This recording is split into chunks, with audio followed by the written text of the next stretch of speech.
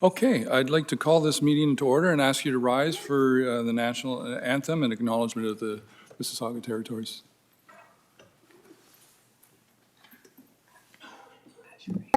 We would like to acknowledge that we are here today on the traditional territory of the Mississaugas of the Credit First Nation.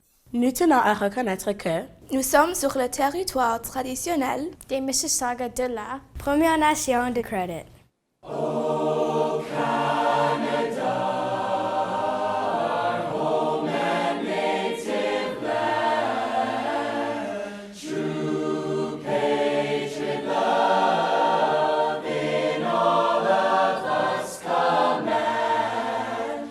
Quand ton bras s'est porté le pays, il s'est porté la croix. Ton histoire est une épopée des plus brillants exploits.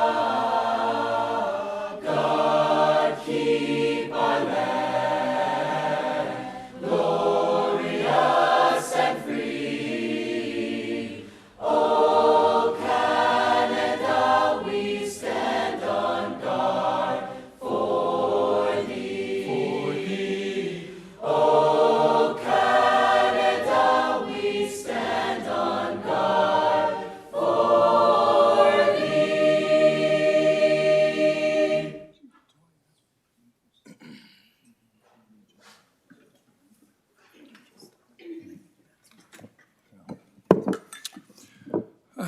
Thank you.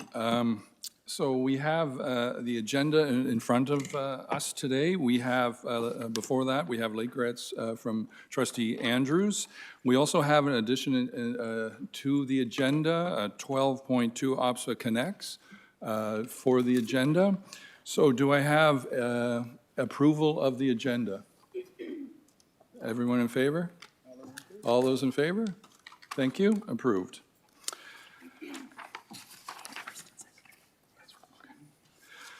So this is my first official board meeting, so please bear with me. I'm learning the ropes.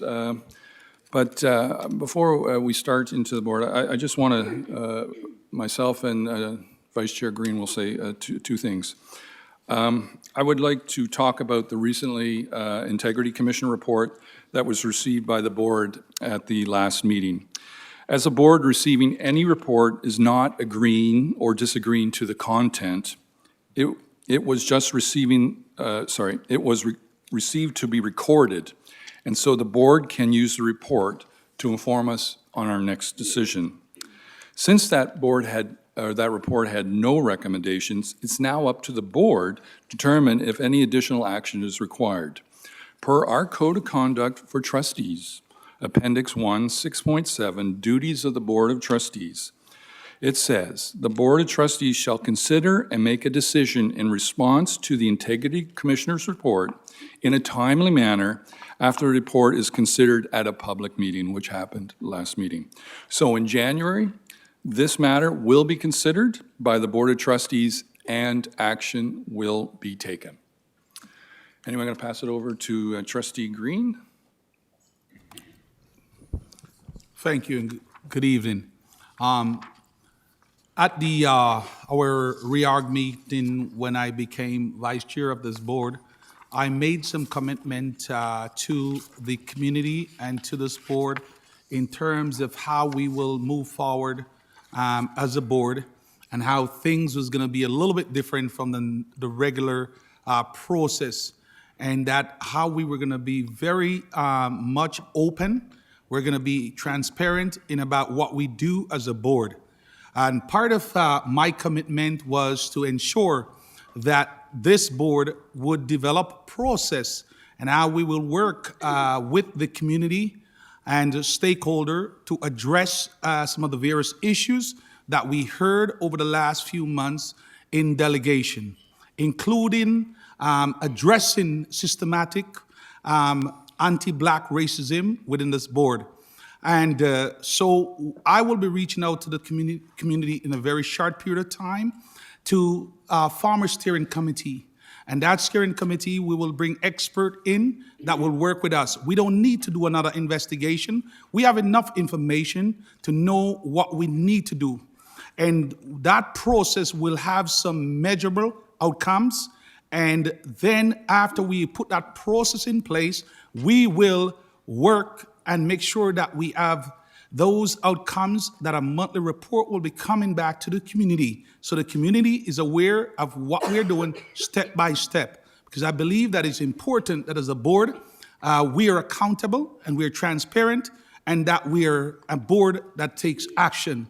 So this afternoon, that's one of the first steps. I already met with Director Joshua along with the chair this morning, and we have a wholesome conversation outlining a plan, what I would like to see in terms of this going forward.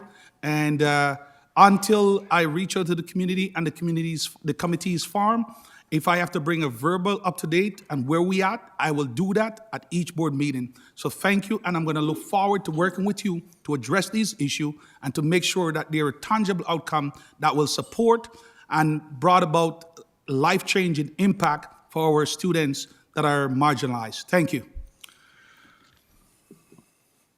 Thank you, Vice Chair Green. I appreciate the comments and the hard work that you've been doing just in this short time, 8 days in the role as Vice Chair. Thank you. So we'll now go to this 1.1, our special presentation. The My Way Student Ambassador Program is a fun and educational program which is a hands-on opportunity for secondary students to represent My Way and to help educate their school communities about My Way services.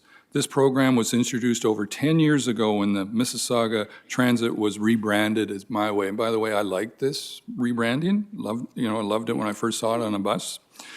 Patricia Runzer is currently the Community Outreach Supervisor for My Way, the City of Mississauga's public transit. Patricia has worked in the transit marketing section for the past 30 years in the transportation and work departments. In 2010, Patricia contributed to the launch of the new My Way brand, developing the community outreach section. The community outreach section is a two-way community engagement with various groups, including youth, older adults, and commuters. Today, Patricia will be recognizing the 10th anniversary of the My Way Student Ambassador Secondary School Program. And let me just turn the podium. Oh boy, there it is. There you go. Thank you, Mr. Chair, all school board trustees and staff, and everybody here today. I'm very excited to share this 10th anniversary of the My Way Student Ambassador Program, and I'm so glad that you like our brand. It's very important that we do have a new brand, and what the brand is, I thought I would just share with you. My Way, My represents Mississauga, and the way is how we get around taking public transit. And just an overview, the My Way Student Ambassador Program was launched with the brand, and it does mark its 10th anniversary, as you mentioned. Basically, the My Way Student Ambassadors work together with My Way staff to educate students in their school about the benefits of public transit. Students build leadership, teamwork, communication, and community relations skills. These are all things that they learn that will benefit them in their future. Who are our ambassadors? We have, I'm so pleased to say, 46 My Way Student Ambassadors representing 31 Mississauga schools. They can work in a team of 2, or they could work solo. It is all dependent on how they would like to run the program. So 17 schools in the Peel District School Board and 14 in the Dufferin Peel School Board. And you see a picture that is this year's. Some of this year's, we couldn't get them all in the picture, but there they are there. And they're lovely students. Just to let you know, our program changed a little bit this year. We're working in phases. It's a 4-phase program. So somewhat like semesters. There's phase 1, September to November, phase 2, December to January, phase 3, February to March, and then the 4th one is April to May. And each phase comes with different challenges that the students have to do. So let's just go to those challenges. They have core elements and optional elements. So some of the very first meeting that we got them all together was the networking meeting, We had a lot of fun. They learned a little bit about transit as well as learning to get along with each other and getting trained for the program. The snapshot contest is going on now. They'll be up and doing PA announcements very shortly. And then we're going to be transitioning into the school building program, which is the recruitment of the next ambassadors. We had a really exciting, optional, amazing library race. Let me tell you, this race was in partnership with the library, and the students actually had to, we gave them loaded Presto cards, and they had to go to different libraries, and for the ones furthest away were more points, and they came together at the Central Library, and we had a big celebration, and it was a really good way for them to learn how to get around on using public transit on My Way. So that amazing library race was additional this year. We have a video challenge where they go out and they take a video of them traveling on the bus. So that's a lot of fun. They do social media posts and additional program announcements. At the end, we'll have a big celebration for the 10th anniversary. Oops, okay, here we go.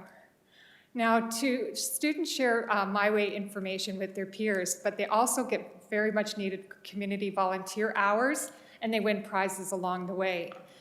They earn volunteer hours by coming into the training sessions, by doing some of the tasks and challenges, and the big overall prize is win free transit for a year, which is something that the students would definitely benefit from.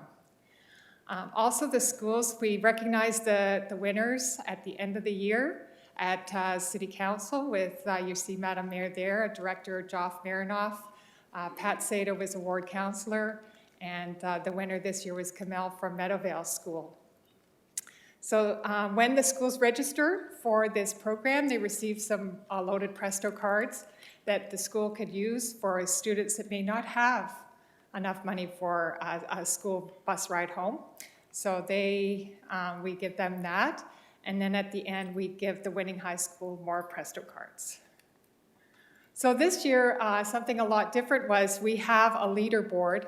So right now, this is an old picture because we took a screenshot. So it does get updated. So if you'd like to keep up to date with the leaderboard, you could check online at myway.ca ambassador. Thank you again for your continued support. Recruitment, actually, we're going to be starting earlier than April. We'll probably start in February. But again, I thank you all for your support. And if you'd like to learn more about the program, you could go to myway.ca ambassador. Thank you. Thank you for that wonderful presentation. Do trustees have any questions? Comments? I see none. Okay, I see one. Trustee Benjamin? Thank you for your presentation. I just would like to know, how does the student approach My Way? Is it through the school, guidance counselors, or they approach you directly? Okay, for recruitment? Yeah. Yes. So recruitment happens, and we've had a lot of applications come in. They actually apply online. And then they give information. We ask them a few questions about why would they make the best My Way ambassador? Do they travel on transit? What are the routes to their school? So we kind of give them a little mini application that they do. And then we go through it as a committee on My Way, and we look at the best candidates for that position. So it is actually one that's applied for. Okay. Thank you for that question, though. Good question. Thank you. Any other questions? Trustee Sohi. Thank you. Thank you for giving this leadership opportunity to our students. We really appreciate, and we are looking forward to have this partnership for another years and so. Thank you. Okay, thank you very much. Appreciate it. Any other questions do I hear? So I'll ask you, what can we do to help you do a better job getting people on our buses rather than cars going to school? What can you do to help is to promote My Way, and if you support the program here, it helps us to spread the word through the students. I think that's the way, like talking student to student about My Way really does help it. So just in support of this program is what I would really need. We're hoping that, traffic is bad in Mississauga, we know that. So we've gone to different strides to try to get people to come and take the bus. And Presto is really the way, so we're really promoting Presto for the future of paying for the bus. And that's so in support of Presto and the Student Ambassador Program. Yes. Okay, thank you. It's good advice. I'll take that under advisement. Thank you very much. Have a great evening. Thank you. Good evening. So we'll move on to item 2, declaration of conflict of interest. Do I see any conflicts? Seeing none, we'll move on to item 3, the minutes, starting with the minutes of the Audit Committee of November 15th. Do we put that on the floor, Trustee Crocker? Will you second that, Trustee Lawton? All in favor of receipt? Approved. Next, we'll move on to 3.3, the supplementary meeting of the board of November 19th. Trustee Davies, would you put that on the floor? Trustee Kay McDonald, would you second that? Thank you. All in the favor? Approved. Item 3.4, instructional program curriculum committee meeting of November 20th. Trustee Benjamin, would you put that on the floor? Would I have that seconded by Trustee Marchand? All there in favor? Approved. 3.5, regular board meeting of November 26. Would Trustee Sohi put that on the floor? Seconded by Trustee DeCroop? Okay, I have someone who wants to speak to it. Trustee Crocker. Thank you, Chair. I'd like to take this opportunity to repair an oversight in the minutes for the regular meeting of the board November 26th. I was the mover of the recommendations for the Physical Planning and Building Committee APD, the annual planning document. I'm sure that if Trustee Green had been in the room, he would have spoken to it.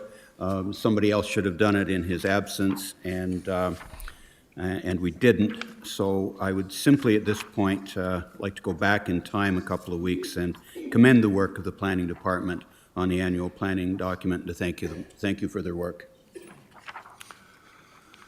Thank you, Trustee Crocker. So all in favor, receipt approved. Okay, the other 3 items are going to be coming on a future date. So we move on to item 4, Chair's request for written questions from trustees. Do I have any written questions? Seeing none, we'll move on to item 5, notice of motion and petitions. I have Trustee Cameron. Thank you, and through you, Chair McDonald. This is a written notice of motion that I sent by email to all of the colleagues around the table, as well as to Superintendent Edwards, because this is in his portfolio. This is with respect to mandatory e-learning in schools, and I'll read the notice. Whereas the Minister of Education announced in an email on November 21st, 2019, the policy of at least 2 mandatory e-learning courses of the 30 credits needed to graduate to be implemented in the 2020-2021 school year. And whereas the board's multi-year strategic plan seeks to provide equity of access to learning opportunities for all students, and whereas the board's most recent student census resulted in some students expressing challenges with issues of mental health, belonging, and access to caring adults in schools, and the role of technology in relation to their own overall well-being. And whereas this policy raises as yet unanswered questions regarding equitable access to technology, and students, parents, and teachers have already identified access issues, and whereas the Halton District School Board and the Ontario Student Trustees Association have surveyed their communities about the issue of mandatory e-learning, and whereas the board honors and values student voice as well as parent and staff feedback, And whereas it is our obligation to provide the Ministry of Education with input about the repercussions of this policy on the board's elementary and secondary schools and on student success overall. And whereas the ministry has indicated that implementation is next school year, and yet no specific details about the framework or implementation have been provided from the Ministry of Education, nor have the results of the government's own consultation on the matter. Therefore, be it resolved, 1, that the director conduct a random sample of the board's secondary school parents, students, parents, and staff to determine their thoughts about the implementation of mandatory e-learning. 2, that the Peel District School Board use its survey platform to conduct the survey. And 3, that the chair write to the Minister of Education and presidents of both the Ontario Public School Boards Association and the Ontario Student Trustees Association. 1, to express the board's concerns about the implementation of the ministry's major policy change in its schools regarding mandatory e-learning. And 2, to advise that the Peel District School Board is surveying its community and will then report back to the province when the results become available in winter 2020. And through you, Chair MacDonald, I would appreciate this being on the agenda for debate at our next meeting, January 13th, and I look forward to discussion then. Thank you. Can you pass that to the motion to our board reporter so she can put that in the minutes for discussion and debate on January 13th? I will. Thank you.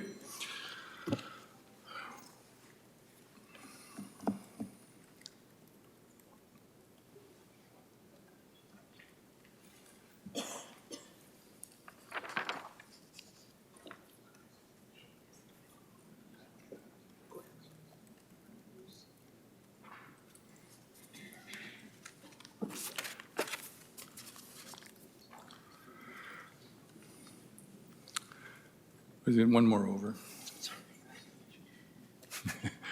Okay, thank you. We'll move on to a special section for receipt, and that's 6.1, retirements. So Trustee Cameron, do you want to put that on the floor? I do. And I'll start down at Trustee Lawton. Do you want to second that? I see you would like to speak to it, so I'll pass the mic over to you. I would, thank you. And through you, Chair MacDonald, I would like to speak to a farewell notice, if you like, to Superintendent Joy Uniacke, who is retiring after 31 years of dedicated service to this board. Much of it, certainly in my tenure, working alongside me in Caledon as our superintendent of Caledon Schools. 31 years ago, in 1988, Joy Uniacke became an elementary short-term occasional teacher. And in 96, she eventually moved to elementary long-term assignment. That seems like a long time to be short-term. But nonetheless, also at that time was also a permanent elementary teacher at Silverthorne Public School, at Linwood Field Office, Havenwood as a resource teacher. In 1998, also became a vice principal at Homelands Public School. In 2001, became a vice principal at Britannia Public School. 2002, moved to James Bolton as a vice principal. And in 2007, became principal at James Bolton Public School. In 2009, Joy moved to principal at Houston Public School. In 2011, became superintendent of education in the Mississauga West Field Office. In 2012, Joy became superintendent of education in the Northfield office, and in 2016 became our superintendent of early years and social emotional learning. So, Joy, I just want to say thank you for your service. Thank you for being what I, at that time, was the best teacher I could ever have as a partner working alongside administration and in the political side, working together. I learned through you how, one, to stay in my lane, and also that when there was a gray area between administration and my job, that we could have discussion, honest discussion, open discussion about how to help families in our community so that their children could be successful. There are two things I would say to everybody that I see in all of our superintendents, and I certainly learned it working with Joy. They are the best at emotional intelligence, and they are also incredible problem solvers. at the deepest level, at the most human level. And thank you, Joy. Just a funny side note, when Joy was making application to go to early years, I begged her not to go. I said, don't do that. We're having a cup of tea at Tim Hortons, I still remember, on Highway 10, and she said, well, you have to give me some reasons why I shouldn't go. And on the way home from there, I pulled over on my car and I typed the top 10 reasons you should not leave. And about 3 days later, I got a phone call from Director Pontes saying, I just want you to know that I'm moving Superintendent Uniacke, and I begged him not to do that. And it wasn't because she was being replaced by Superintendent Logue. Because I have learned that working with Michael Logue is just like working with Joy Uniacke, and a really wonderful extension. Joy, best wishes. I wish only the best for you personally, professionally. I hope you have a wonderful days ahead moving forward. Thank you for everything.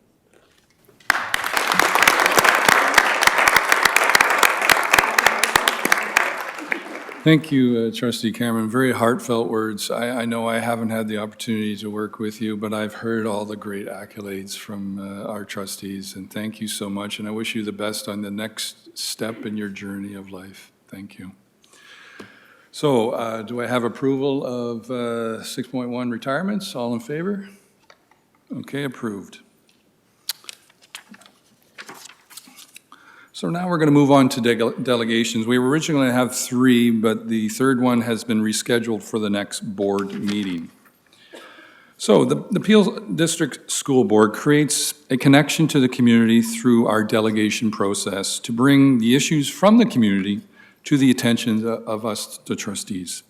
This is one way information can be shared with us, but there's many others. As this is my first chairing of a regular board meeting, I would like to begin each delegation portion of the meeting by reminding everyone, including myself, of the bylaws G3. I'll be sharing this at each meeting where delegations are on the agenda. As per bylaw G3, delegations may express opinions with regards to the school board decision or make submissions with respect to a recommendation. Delegations must be issue-based and respectful. All trustees look forward to listening to your comments, but delegations, please, must refrain from making statements concerning the character or performance of identifiable individuals by name or by title. This also includes students, staffs, citizens, or trustees of the school board. If this happens, I will ask you to rephrase your comments. We are happy to listen to your delegation, and when finished, please remain at the podium because we'll have questions of clarification from our trustees. We look forward to your delegations. So the first person to delegate tonight is Tanisha Smith on anti-Black racism. Is Tanisha Smith here?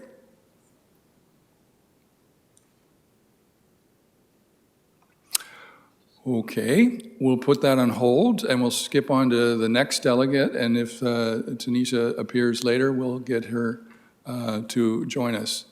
Are you Tanisha who's just joined us? Okay. So we'll go on to the second delegate. Mr. Iliamata, are you here? Sorry? Oh, Tasania Smith, I apologize. So Mr. Iliamata, you're here to talk about the Peel District School Board review.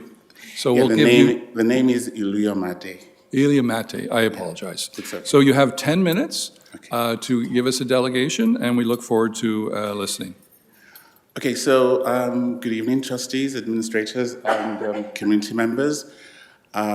Today, unless I'm wrong, is the World Human Rights Day, and it's very ironic that we are having to discuss these issues here today with regard to human rights of our children from the Black and African communities here in Peel. With regard to the comments made about forming committees, inviting members of the community, I don't think we need that anymore because we've seen that the board usually wants to, in my opinion, wants to retain a lot of control over communication with the community. So we don't want a situation where we are controlled. We don't belong to anybody. We ask that the board, if you want to communicate with our communities, that you do it respectfully. And don't get one of us to be the token to communicate with us, because it's disrespectful. So I want to bring you to the diagram above, which is what we're dealing with here is structural racism. And when we talk about structural racism, a lot of times we don't know what that really means. And I'd like you to look at that diagram very, very well to see that this is how socially and economically we are controlled. And education is a large part of it. You have our children from kindergarten to secondary school. When they get messaging that they're not good enough, or they're streamed into applied, or they're overrepresented in the learning disabilities, bad learning disabilities, or they're overrepresented in Roy McMurtry, you're telling us that we're nothing but criminals. And we hear that very, very loudly. And we need to also make sure that everybody here understands that there is a pipeline to prison. If you don't get a good education, it's going to impact your health, it's going to impact your employment, and it impacts the way we as a community also see ourselves. So we are raising kids and children when they're in their formative years not to believe in themselves. And we as a community have been having this discussion with the board here at Peel, and you have been disrespecting us. You've been dismissing us. Every time Black parents come here, you just diminish us. When we had the situation with the LGBT community here come to raise a flag, this place was a hallowed ground. We had a trustee shed tears. And we wonder why trustees are not shedding tears for our Black children. You need to know this. We have the We Rise project, which is, by the way, on paper, the best project any school board in this country could ever talk about. In fact, the communications department, in my opinion, here at the board, is very, very good at disinformation regarding that project. The only place that's better than it is Russia. You read that document, you feel it's the best thing. But when it comes to how are the children being impacted in the community, how are the parents who pay tax dollars being impacted by this? We pay tax dollars to you, and the board, what you do is you racialize our dollars. Okay, and this is not right. We have a situation where we come to you, we spill our guts, you don't listen to us, you ask us for comments, then in a week's time or the next meeting, you respond. The responses are very patronizing. So it makes us believe that we're here performing like the slaves used to perform on the plantation 17 years ago. We are not performing. This, what you call 21st century learning, is the 21st century plantation. A student said that to me. So you need to be aware that what you are doing and what the community is seeing and hearing are two different things. You need to ask yourself, why are you diametrically opposed to what the community is feeling, and why are you not listening to us? We need you to become a listening organization. We need you to ensure that the white hegemony is not what we have to deal with all the time. With We Rise, for instance, we ask so many times, where is the union? The union speaks for its white staff members. Doesn't speak for the Black staff members. Doesn't speak for the racialized staff members. We've been meeting with the ministry because it's almost a joke when when you're talking about, oh, we want to form committees, it's too little, too late. All these years that we've been here talking, you don't want to do anything. Then the joke is, the other day, I wake up and I read October 29th, I read the Toronto Star publication that an associate director here, or a member of leadership. Please okay, not hold reference on. the Okay, date. I'm rephrasing it. That a member of staff somewhere here is taking the board to, what do we call it? The Human Rights Tribunal. And I couldn't stop laughing because all the times that I used to sit at We Rise tables and I was saying, this is not right. We had somebody, staff here, tell me at We Rise meeting that we have it. It's legally appropriate for us to teach a book that calls black people niggers. It's legally okay. That person is in this room tonight. And when we say that that's not okay, you shouldn't be doing things like that, it has an impact on our children. And now we read that one of your very own, one of your very, very top people is taking you to the tribunal. And I think what we have to do as a community is make sure we do a Freedom of Information request on that application. We'd like to see what's in it, because it will show us that we've not been crazy all these years. We'd like to know what your defense is as well. But for the Black History Month this year, that application we're going to make sure that every black parent knows the content of that. So we're here today to appeal to you, Mr. Chair. We have a lunch appointment at some point, you and the VC, to actually start doing the barrier removal work before the recommendations come. Because the recommendations will come and they'll take the power out of your hands. And when the recommendation comes, and what we're telling the ministry is that we should not hand the power back to the abuser, because the board has been abusing our children. And we all know what domestic violence is like. When there's a domestic violence, you want to make the victim safe. You want to separate the victim. You want to make sure that you punish the abuser. You can't have all that power, because you have demonstrated, report after report, data after data, that you are not interested in Black and African children. So we need you to make sure that when Kathy McDonald says things, your own peer, when she says things and when she requests for you to change in a certain way, that she's not branded a crazy, angry black woman. That Noka Dakrub is not branded a sidekick who we don't know what she's doing. You should listen to them. You've all got your pet projects. If she is saying, I've got black children, she's got 4 black children, they have been through the system, and she's saying that this is wrong, then you need to listen to her.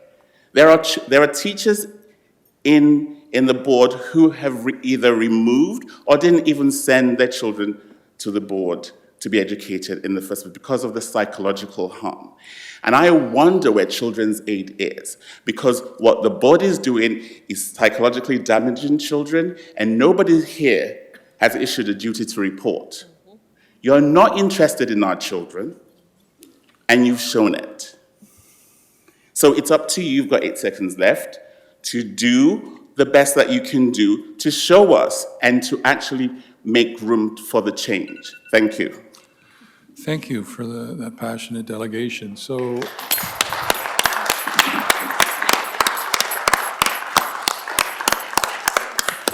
I'll ask my fellow trustees, do you have any questions of clarifications?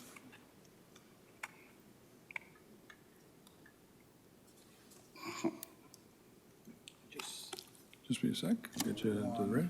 Vice Chair Green. Oh, thank you. Thank you for your delegation. Appreciate it. So just to be clear, you're just asking for to make a difference, to bring about change. That's what you're asking for. I beg your pardon? Just to be clear, you're just asking on the new leadership that we bring about change that will, that can be seen, then tangible change that can be seen. Change with regard to anti-Black racism. Stop Right. Stop targeting our children and stop streaming our children into unequal education, disproportionate education. That's what, not just change, but actually also understand that our children, deserve a great future too. Our children deserve great opportunities as well. Okay. Thank you. Okay. Thanks. You're welcome. Okay, I have Trustee DeCruz. Thank Question you. of clarification? Can I make just a quick comment about Yep. one of the slides? Just the slide with the diagram? Yep. I'd like to, can I see that? Can you put the slide with the diagram back up, The first slide. Brittany? Just this. Yep, we'll get that right for you. I'll wait till it comes. we go. I just want to commend you on putting this together. I didn't know put it this is together. probably this is probably not shocking information to anyone, but I think for us to actually take a look at it and really be able to look at what you're talking about when you are giving your presentation and how education is really at the center of all of this. I would have put education a little bit closer in the middle and kind of put all the arrows coming out of that, because I find that, when we are responsible for children from, essentially from age 4 until they're 18 and they're ready to go out in the world, we're really contributing to all of that. And I think there's been enough data to show that when it comes to anti-Black racism, the Black community has really, unfortunately, been disproportionately, not benefiting from how the system works. So I just want to thank you for putting that together, because it's really a good picture of what we're really talking about. We're not just talking about, someone getting their feelings hurt because they were bullied at school, or, even though that's a terrible thing. But we're really talking about a really big picture, which is a socioeconomic system that kind of works together, and that education is really the foundation of that of all of it. So thank you, and I took a picture of that, so thanks a lot. Thank you. Just a point of clarification. I used it, but I didn't put it together. It was put together by a grassroots activist group from the United States, and it's in a document entitled "Race, Power, and Policy: Dismantling Structural Racism." Thank you. Do I have any other questions of, clarification from trustees? Seeing none, so you will get a response at the next board meeting, which is January 13th. We also, as we've made a commitment with you, the Vice Chair and myself will be meeting with lunch, and we will certainly be talking more about this subject and your interest in moving forward and improving the relationships that we need to rebuild. Thank you very much. Thank you very much, and Merry Christmas to you all. Merry Christmas to you. Okay, so we're going to move on. Well, I'll give one more chance to Sanya Smith. Are you here? Tashanya?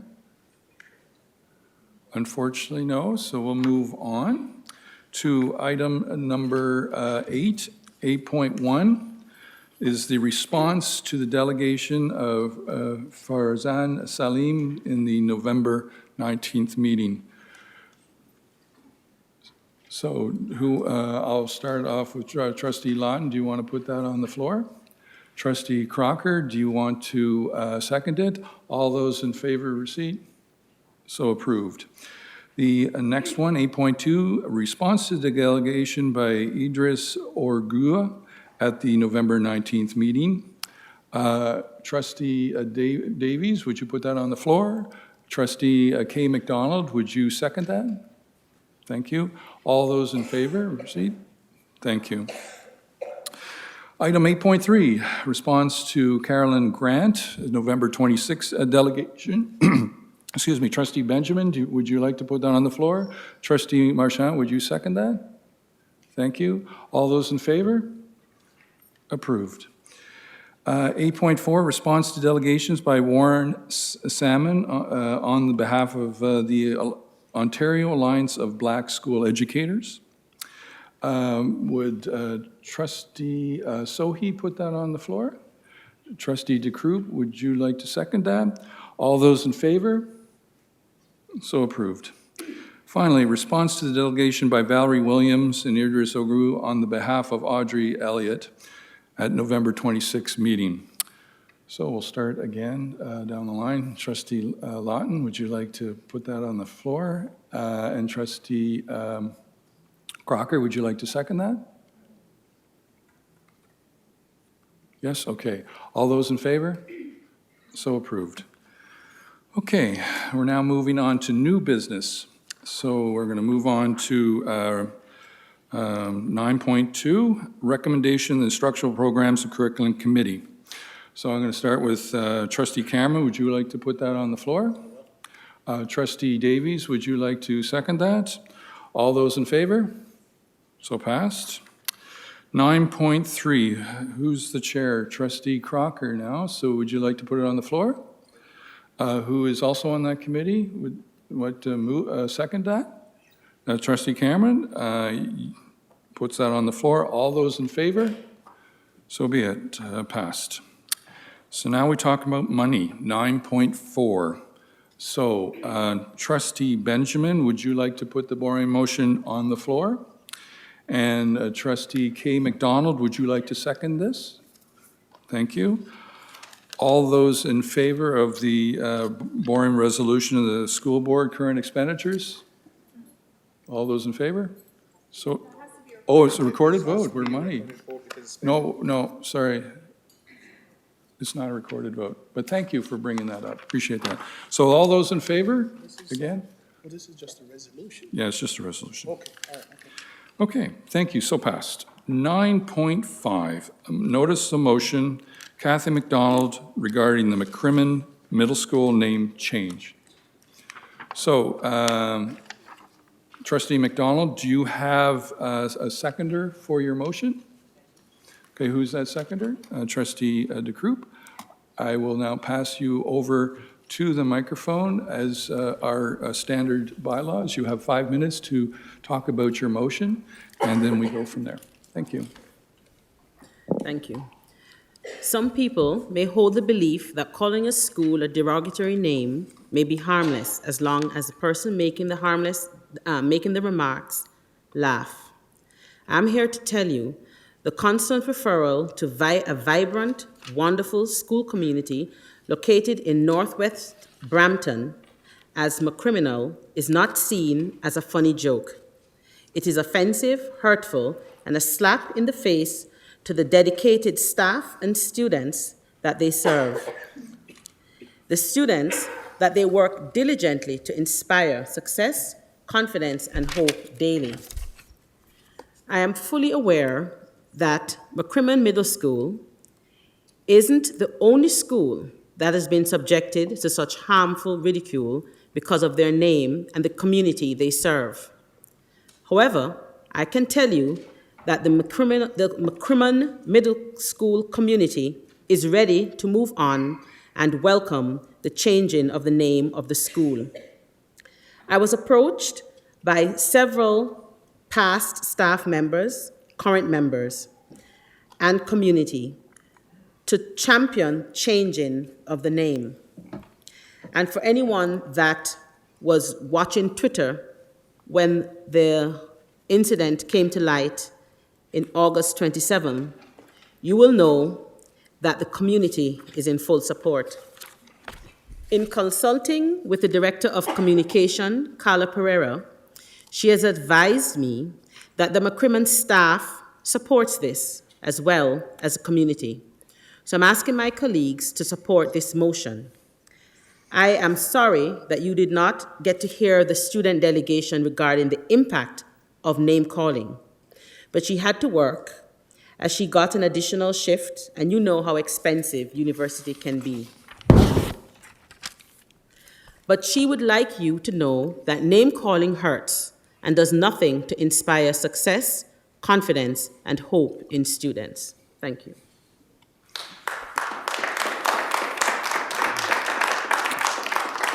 Thank you. So trustees, now let me just unclick a few mics here. And now we look forward to your comment. I see Vice Chair Green, you have requested. Yes.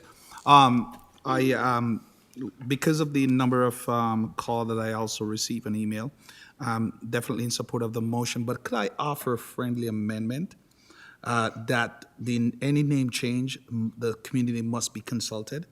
I think that would be great. The community must have a voice in the name change. So could I offer that we amend to say the community must be consulted in terms of the name? Sorry, I didn't. Okay, just a sec. Got a lot of buttons here to press. Yes. I didn't include that in the motion or think it was necessary to put the amendment because when I spoke to the Director of Communication, she said that's part of the process. So the process involves the community consultation.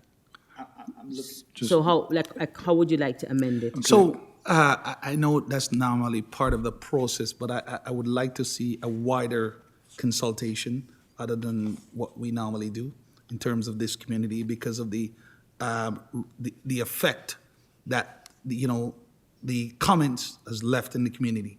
So I believe that we need to do this and we need to do it right. Okay. So what's the amendment you'd like that you're proposing? Is that any name change that we will consult with the wider community before bringing a motion to approve the new name. Okay, sure. Can I? No, just wait a sec. Okay, so we have a motion on the floor. Now, it could be considered a friendly amendment by Trustee McDonald. Is that okay in your name? So we got to make sure we got this wording correctly. So how can we get through that? I'd like to make sure that we all, as all trustees, know what this wording will be. So either Trustee Green or Trustee McDonald, how would you like to deal with this? We're in no hurry. This is important. We want to do it right. Okay. So, and such name change involves the wider community, including students, staff, parents, and community members. And do we add consulting there? I agree with that. Adding consulting or not consulting, sorry? Because I think you said consulting in your... I'm talking about the community. Okay, so just as we heard it? Yeah. Okay, so we have that as a friendly amendment, so we don't have to vote on the amendment. It's now the motion that we're still talking to. It's just been modified, friendly. And now we'll continue on our, each trustee gets one talk for that. And so I will go to Trustee Crocker as the next person on the list. Thank you, Chair. I'm a little confused by the amended motion, and I always thought that it was the chair that ruled whether an amendment was friendly or not. But in any case, I came here prepared to move deferral of this motion. I'm very surprised to hear any report coming out of our communications department about a name change. It certainly was not brought to trustees before.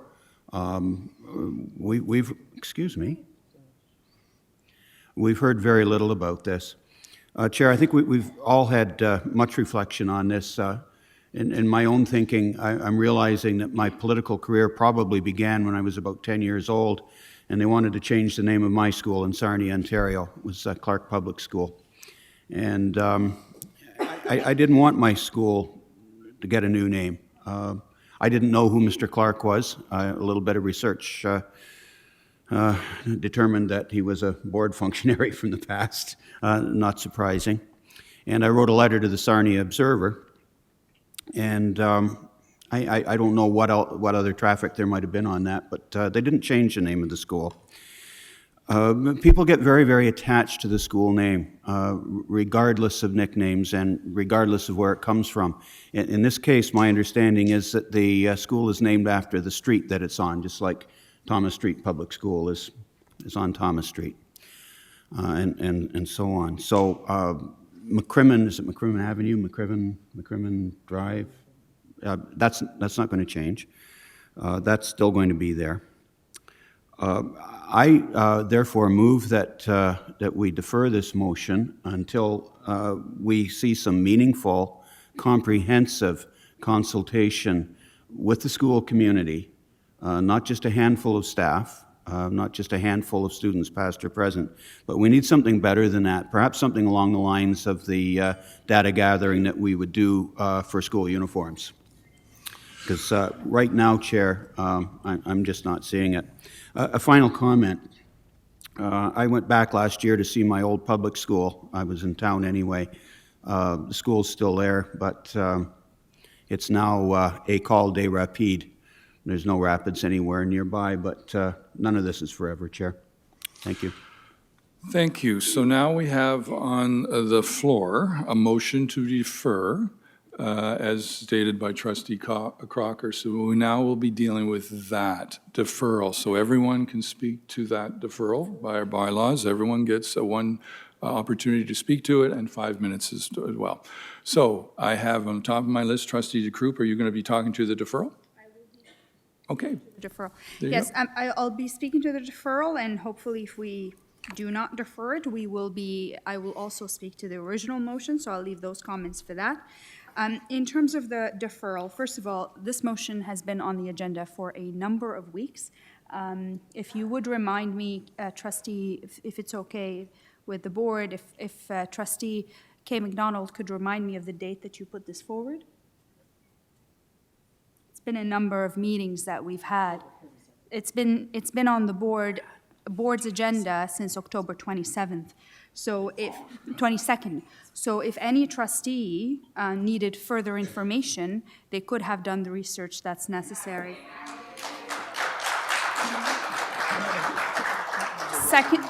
Second of all, just to clarify, there was no report that came from communications, at least nothing that I have seen, so I don't think anybody received anything.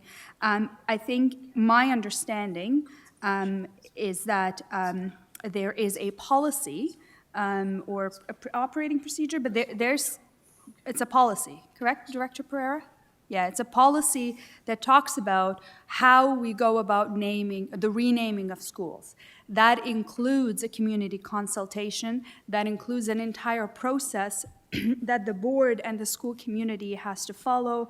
The school council is typically heavily engaged in that process, so it's not something that just happens all willy-nilly. So that does exist. There was no report from communication. I haven't seen anything like that. It's a policy that exists, that's been around for years, that trustees can take a look at anytime they want. In reference to the school uniforms policy, the school uniforms policy is a very difficult policy to be able to, and this is my opinion about that, which is a little bit separate, but that requires 75% to agree to wear uniforms, and that has to be 75% of 75% of the school community to agree to take on a uniform. Is that correct, Director?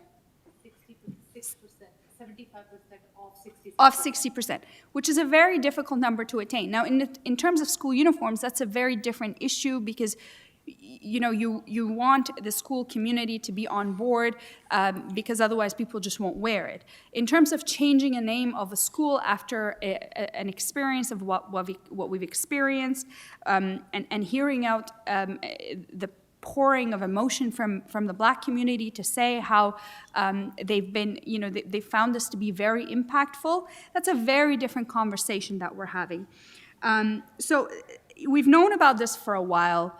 I've done all the research I need to do. I've talked to Trustee Kay McDonald about this and why it's important. I've talked to, different members of the community about why it's important or why they feel it's important. So I'm ready to make a decision on it. And if some of my colleagues needed to do that, we've had a lot of time. So the one thing, that's in terms of the deferral. I'll leave it at that. So I am not supporting the deferral. I think we need to have a recorded vote on the deferral motion, just for the purpose of transparency, since this issue's been of high public interest. And I'll speak to the original motion when we are back at that point, if we get there. Thank you. Thank you, Trustee DeCroop. I thought I didn't follow the rules properly. Trustee Crocker, do you have a seconder? I forgot to ask that. You need. Okay, sorry. Do we have a seconder, Trustee Davies? Okay, so next on the list is Trustee Marchant. We're talking. Point of order first, sir. Yes. Please, audience. This is respectful place. We're sharing ideas in a respectful way, and we have to keep the quorum in this board. Okay? Thank you. Trustee Marchant, please. Thank you, Chair, and through you. In terms of the deferral, while I would probably support deferring this back to the community and the school for them to weigh in, given that any name change would have to go back to the school, and if it was strongly felt by the majority of the school that they not change their name upon that consultation, I can't see us changing the name. So I don't see any point in really supporting the deferral at this point. I was able to whisper to my trustee beside me to ensure that we put the words students, parents, and staff at the school into, to make sure that they've really got the voice of the name of the school there. And I would maybe want to add any alumni program within the school as well. But to that end, I don't see the need to defer this any further, because anything gained by a deferral, I think we would be able to capture through both our communications department and from our staff and the community at large anyway. So putting this over another week or 2 weeks or a month, I don't see the need to do that. I think we just end up dragging this issue out longer without any real benefit to the community. Thank you, Chair. Thank you, Trustee Marchant. So Trustee Kay McDonald, you were going to talk to the deferral. Yes, I am. So on August 27th, when this came to light, almost immediately, there was a call for the school's name to be changed because members of the community had had enough. They were tired of being re-victimized over and over again.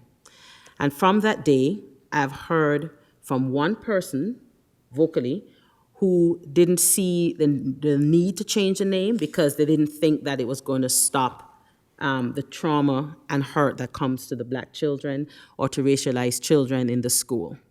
And I don't think that changing the name is going to eradicate all the hurt that the children in the community will experience, but I think it's a start, and I think it's important for healing the community. Also, to be very clear, there was no report given, so I didn't get a report that nobody else got. It was a discussion that I had with the Director of Communication. When I inquired, for example, at other schools, and she had said to me, for example, in the Meadowvale community, even though they're sometimes referred to with a negative name, the community is steadfastly opposed to the change of that name.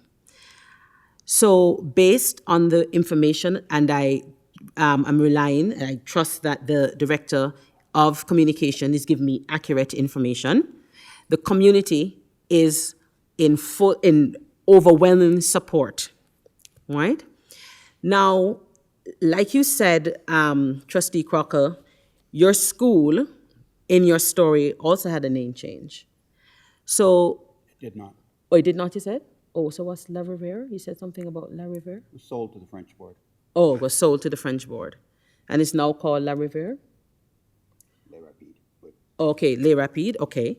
So the building no longer exists with that name, but the school building has another name. So the community of the day, or whatever decisions are made, the building has changed its name for whatever reason. And I think the reason to change the name of that school is very important, and the fact that the community wants to change the name, that community that school serves And I think that's important also in this discussion. So I will not be supporting deferral.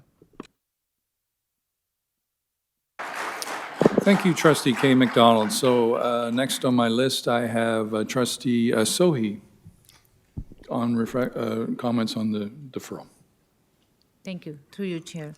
I think with the new amendment that we made on the motion, which clearly says that we need to consult the students, parents, and the community at large and the staff, I would not be supporting the deferral. Thank you.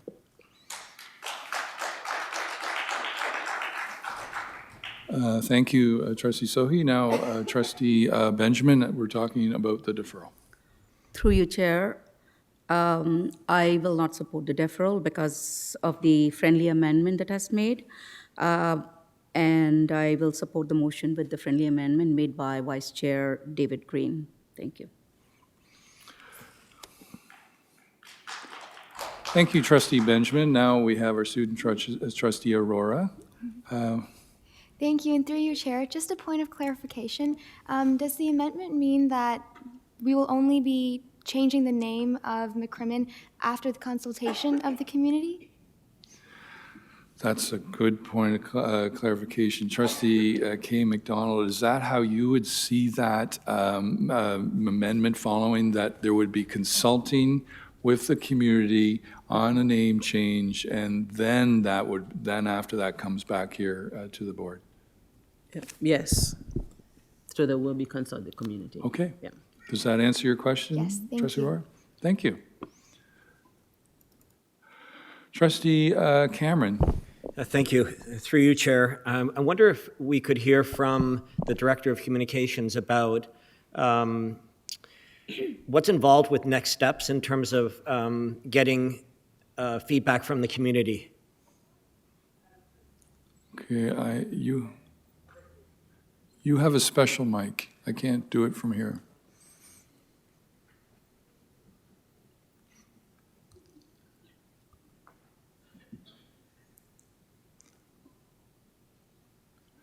Brittany's coming over. She's got the magic.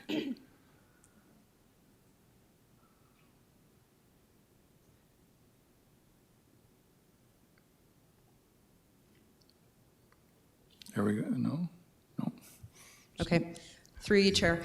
So a few things I just want to clarify. So when the original ask was made of staff at McCrimmon Middle School around the name change, it wasn't a broad consultation. So at that point, we hadn't looked into what students felt about the renaming, et cetera. That would be done as a next step here, following our practice in terms of going back on a name change to consult with community. That would include school councils, student council, if that was the case, a broader consultation with students at the school, with all staff at the school, families, community members, and as Trustee Marchant explained, alumni. What that process looks like will be developed in partnership with the superintendent and the administrators, what mechanisms they have to garner and collect and gather that data, and then what would transpire from there is that there might be a series of recommendations for a renaming, or the community may decide that they would like to stay with that school name, and then that would come back to the trustees as a number of options for their consideration as a board. Thank you. Thank you. Director Pereira, did that answer your question? It did. Supplemental to that? Yeah, absolutely. So it's certainly been my sense that the community wants to make a change, right? That is where we're at. But I also have a sense that no matter how we go about this, either with a deferral or without a deferral, we're going to end up in the same place, because we're asking for this consultation to be exhaustive. If I could divert for a minute, in my community, in my first year as a trustee, a group of people came to me and asked if they could, when a well-known gentleman in the community passed away, could we change the name from this General Caledon school name to a specific name after this gentleman? And I thought that was a good idea until I went out to the community to have a broader consultation, and we didn't end up changing that. So it strikes me that we need to do that and hear directly from all of the all of the community members, and like you said, alumni as well. But that was a group that really held up the school in my area, because they all had diplomas with the school name on it, and they were quite married to that name. This is a different circumstance. I appreciate that mine was not the same circumstance, but it strikes me that we're going to end up in the same place, either with a deferral or without one. And I'm happy if the community wants this name change to support it when it comes before us. But it's how we get there.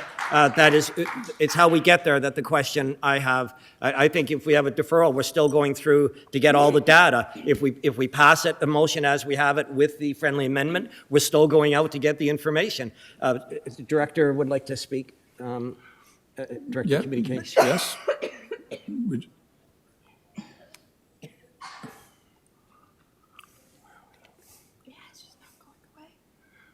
Brittany's coming over again with the magic touch.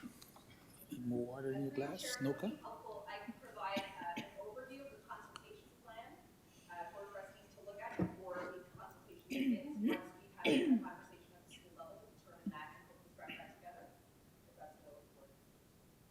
Did everyone hear that properly? Is that okay? We heard it? Yes. Okay. Okay. So are you got all the answers and comments in there? I see Trustee Crocker, you're on the list. Normally you close the debate, so okay. So I have a student, Trustee Nar. The mic is yours. Through you, Chair. I'm not against or for this motion, but something that I would just like the board to think about is that if we do end up changing the name, the real question comes down to how do we as a board ensure that the schools that are given such nicknames do not have to face these experiences over and over again.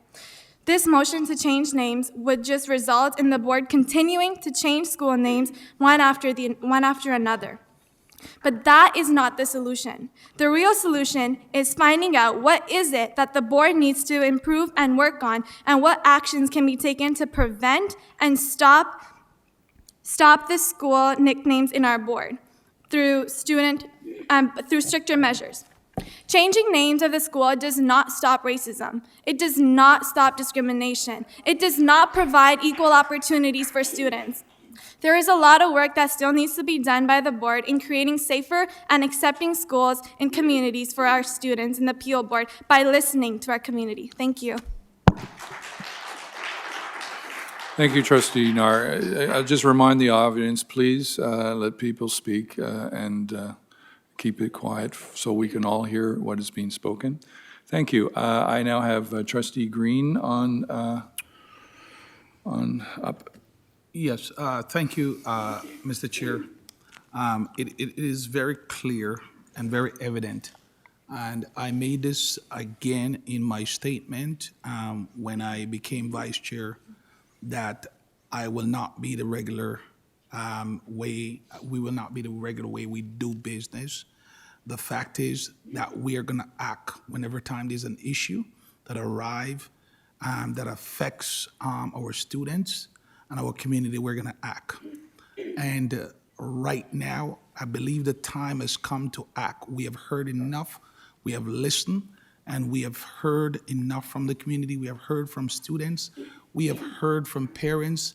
My email was being filled on any given day with up to even 100 emails around the issue that brought us here. Now, I cannot sit here in good conscience and support the deferral.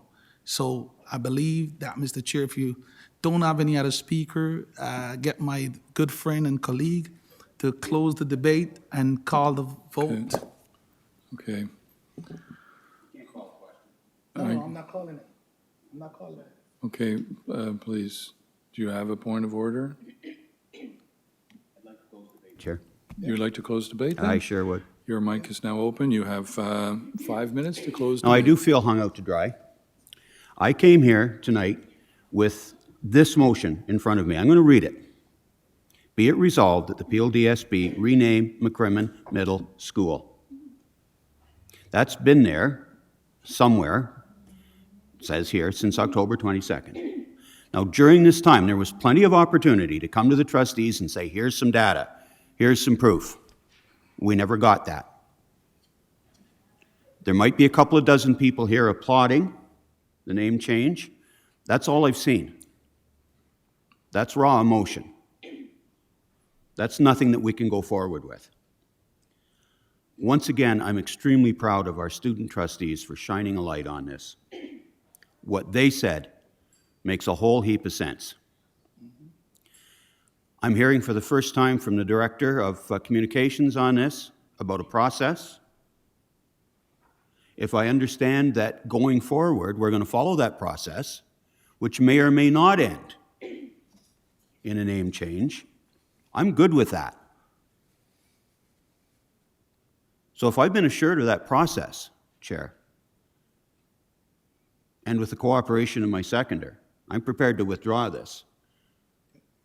And on the further understanding that what Trustee Cameron said is quite right. It gets us to the same place.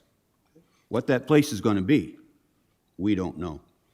So you're going to withdraw the deferral, is what I'm hearing? I'm asking to withdraw the deferral with the Thank you. cooperation of my seconder, who's now nodding his head. Okay, thank you.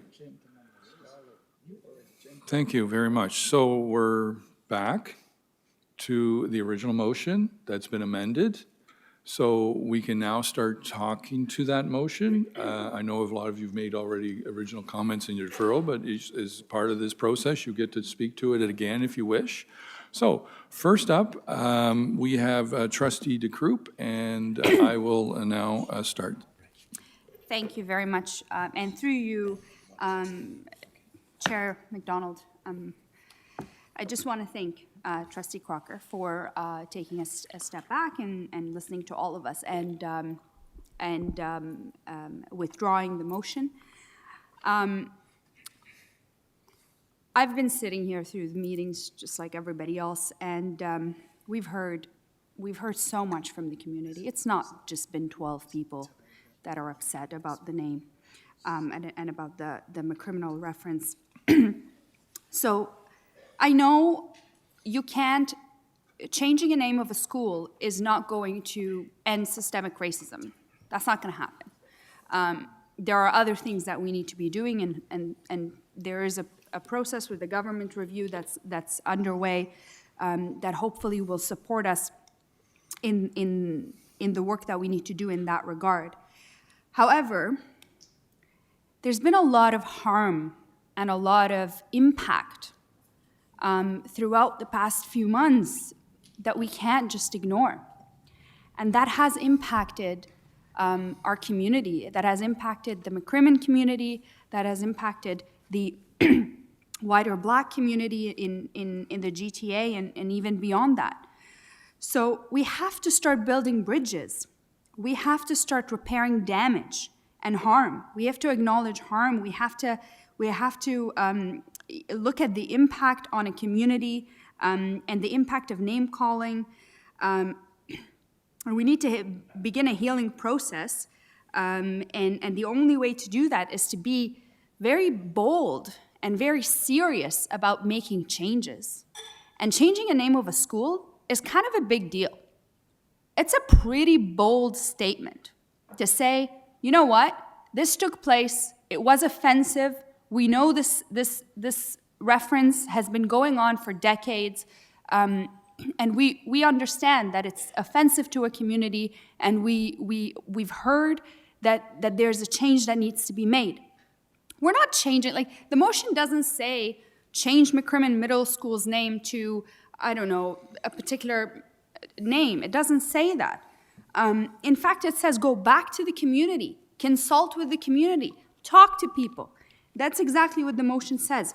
And with all due respect to Vice Chair Green, I do appreciate the friendly amendment, especially the part about consulting the wider community, because I think this particular issue has had an impact on a larger community that's not just within the boundaries of McCrimmon Middle School. But the consultation process is already there. It's already part of the process. It was never going to happen without a consultation process. So I just want to point that out. And I'm ready to support this. I think, one of the things that I wanted to mention is that, and this is not in the motion, and if it's up to Trustee Kay McDonald if she'd like to include something like that, but I would have liked to see some timelines, because we don't need to go on a 2-year consultation process. We need to have enough data, we need to talk to enough people, but we do need to move forward with some of the work that we're doing. So that's just some feedback, and I'm ready to support this. I apologize about all the coughing I've done in the past 2 months. I know. Yeah, that's. I really hope that my colleagues will support this, and we can move forward and start building bridges and healing the damage and the harm and recognizing impact. Thank you, Trustee DeCroop. So I have Student Trustee Aurora. Thank you very much. And through you, Chair, I just wanted to inform everyone that I actually did conduct a survey on my Instagram story, which reached to over 193 participants. And I did post information about the motion that was given to us directly as it was worded in our agenda, so not the one that was amended, but just about the original motion. We had 67% of the students vote for the motion, and 33% of them vote against it. And on the next section of my story, I asked students why they would vote for or against against the motion. And as a student trustee, we do represent the voice of the students, and even as board representatives, we represent the voice of the students. And I think it's so important for us to have that consultation part. And of course, my data only reflects students from the Peel South, and you might not be able to fully reflect the hardships that students from McCrimmon Middle School have been going through. But so if we were to vote on the original motion, I would have voted for it. However, personally, in my personal opinion, I am a bit against changing the name of McCrimmon Middle School. And I'm afraid to say this, but I'm just afraid that if we do change the name of McCrimmon Middle School, the example that we're setting for our children about what it means to be a leader is that you should run away from your problems. You should cover up your problems by changing your name. If I was ever called a certain name, I don't think the first advice that I'd get from my parents is, oh, because you've been being called this certain name, why don't we change your name? I think it's so important for us as a board to be able to be proud of our identity and the identity that's attached to McCrimmon Middle School itself. And as Trustee Crocker mentioned, yes, there is so much emotional attachment towards that school. Just thinking about it in my personal opinion, if I were to go back to my school, Glen Forest, and it was changed, my identity would be attached to something else. We all talk about, in psychology, we're talking about social cognitive theory, and how our individual identities are attached to our cultural identities. And I don't think it's a great example that we're setting as a board to tell students that are even, applying it on a larger scale, that if you are being bullied, run away from it. One of the advices that I got while I was being bullied in Montreal was ignore the actions of your bully. And I think that was the worst advice that any teacher could have ever given me. And I regret following that till this day. And I would never want us to repeat such an action or such a mistake. And yes, it might be a bit of a stretch, but I think that in my personal opinion, it wouldn't be best for us to give that advice to our students.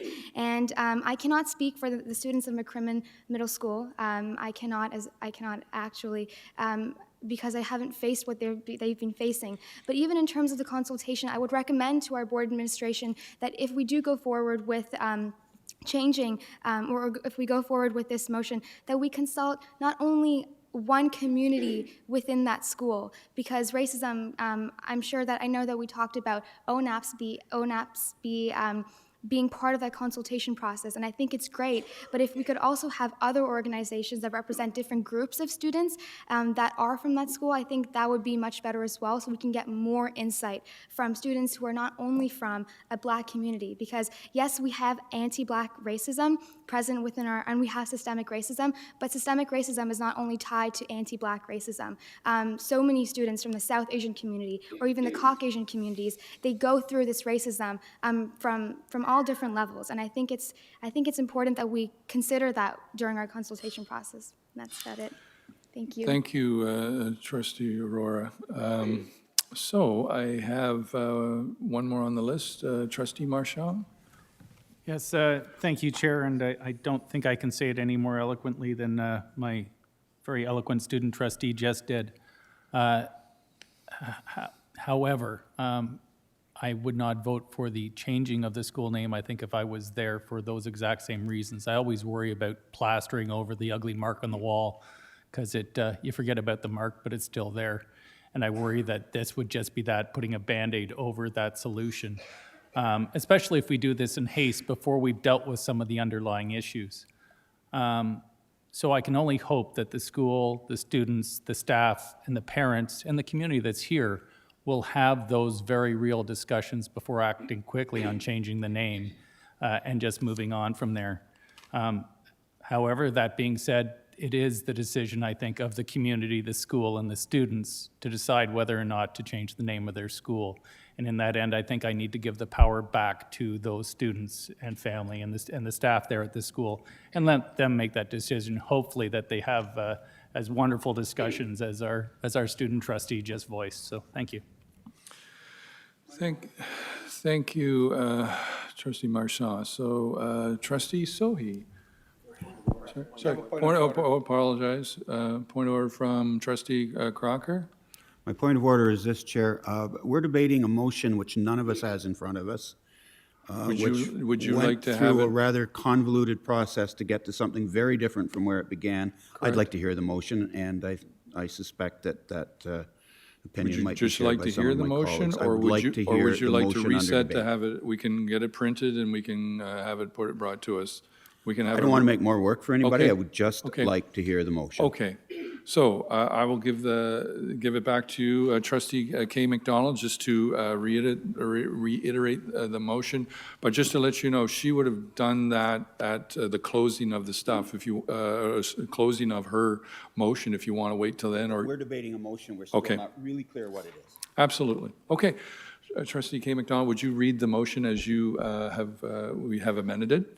So it's be it resolved that the Peel District School Board rename McCrimmon Middle School and include a consultation with students, staff, parents, and the general community.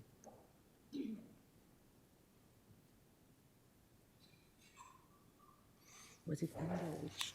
Was it under? Did everyone get that, or do we need one more time, please? Be it resolved. I didn't say that in the beginning. Be it resolved that the Peel District School Board rename McCrimmon Middle School and include a consultation with students, staff, parents, and the general community. And we said the McCrimmon, it's the McCrimmon. Could I have a Point of order?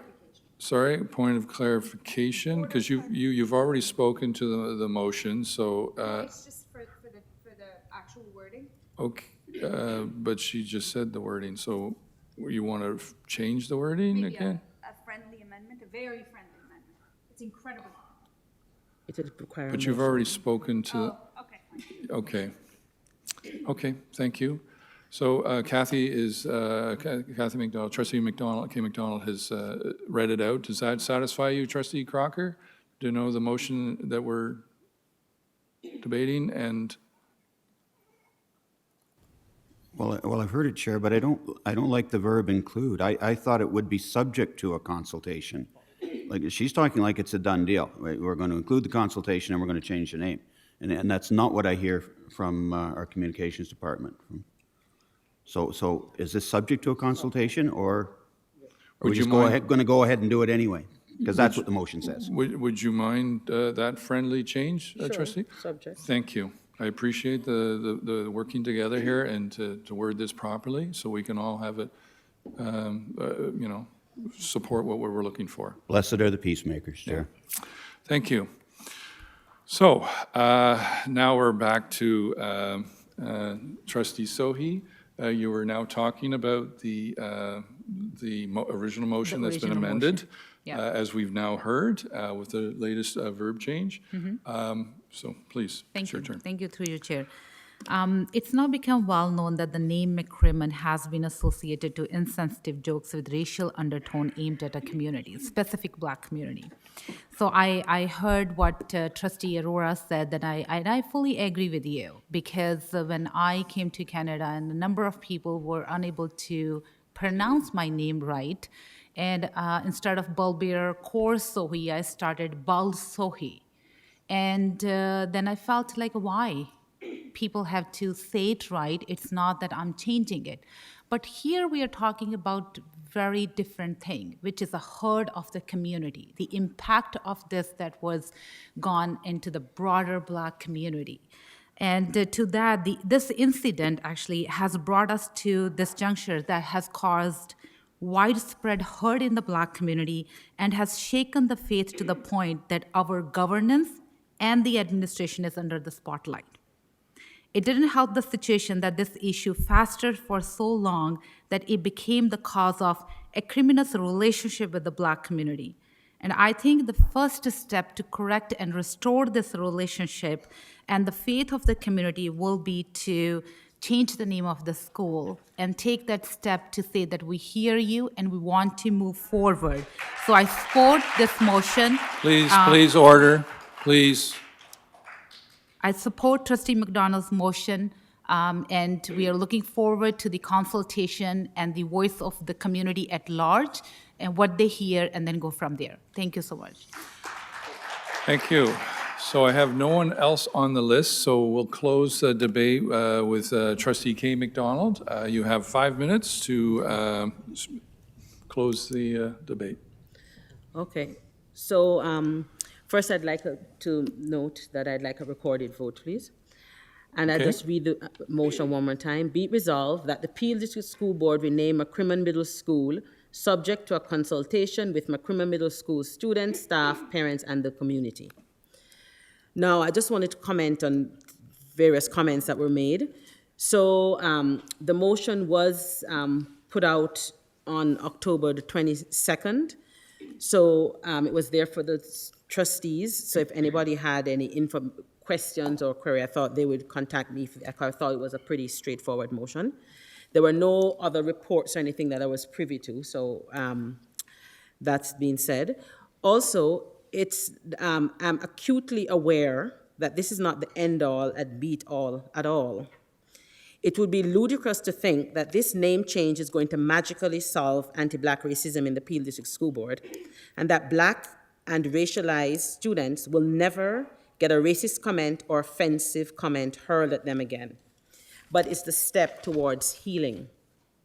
In terms of timelines, during the discussion with Director Pereira, as soon as, if the motion passes, then this starts the ball rolling. So the consultation process, the superintendent will get involved.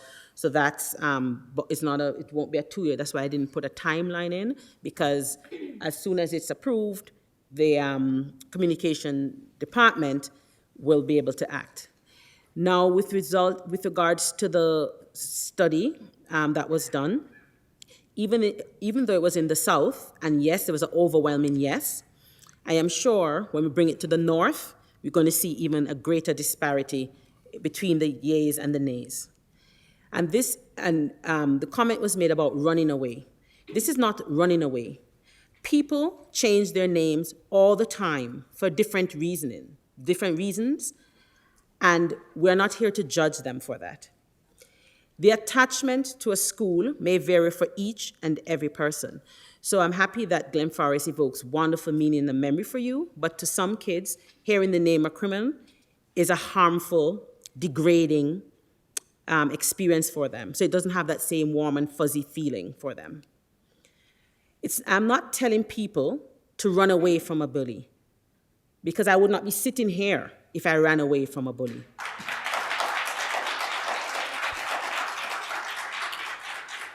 Students are not the only people that are bullied. Personally, I have never met a bully that has sent me running. So by no means is this changing the name of the school sending a message to anyone that you should run away. But I think the hurt and harm by leaving that school name will go on for generations and generations, and it's time to put a stop to it. Thank you. So I hope I can count on the colleagues to support this motion. Thank you, Trustee K. McDonald. So it's been requested as a recorded vote. So those all in favor of the motion as we've been amended, please stand.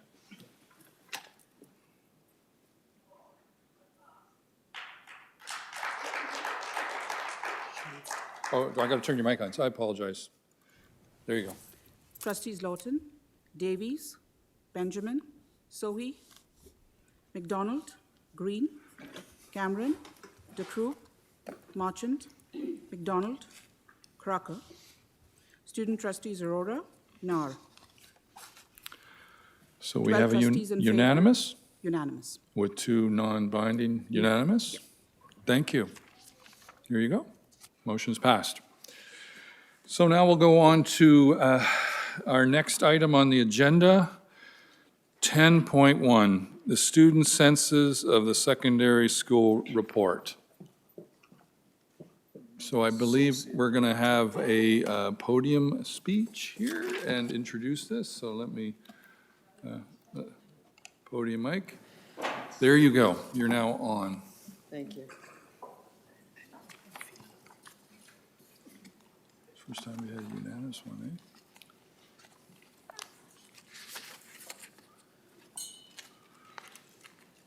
Okay, we're up. Thank you. Thank you very much. Good evening, Board of Trustees. In your packages tonight, you will have the student census secondary school data from our student census that we conducted in November 2018 of last year. I'm going to speak today on behalf of our Research and Accountability Department. We do have Paul Favreau and Amy Wolanski here as well, in case you have questions. We've been engaged in this process around the student census for some time now. Most of last year, we conducted it November 2018. We had a steering committee that worked on this student census, which included director's office representation, senior team, trustees, unions, federations. We had community consultations. We had principal and vice principal reps. As you'll see from the presentation, we had a response rate of 92.6% of our secondary students in 34 secondary schools participate. And that is astounding. And I want to really thank our principals and vice principals, our educators in the school, as well as our Research and Accountability Department, who really pushed us to do a paper-based student census, even though it's taken us longer to get here. But that rate of response is actually incredible. So we really get a glimpse of who our students are. Just a couple of comments around the summary of report and findings. Just to remember, this is secondary school data only.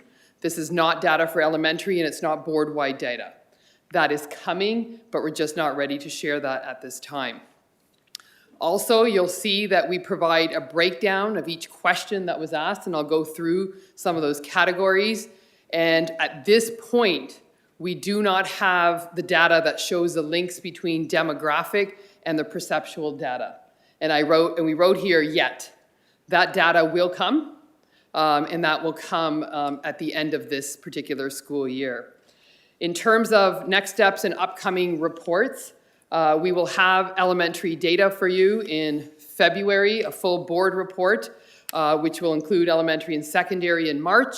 And then the schools will get their school-by-school analysis, or data, sorry, not analysis, data in April. And then come in the spring, we'll be able to start to look at some of those connections of identity characteristics and the perceptual data that exists. Plus, we'll be able to connect it to student achievement, student well-being, and some of those other indicators of student achievement that we have. So some key findings. So first of all, we had 33 questions that we asked.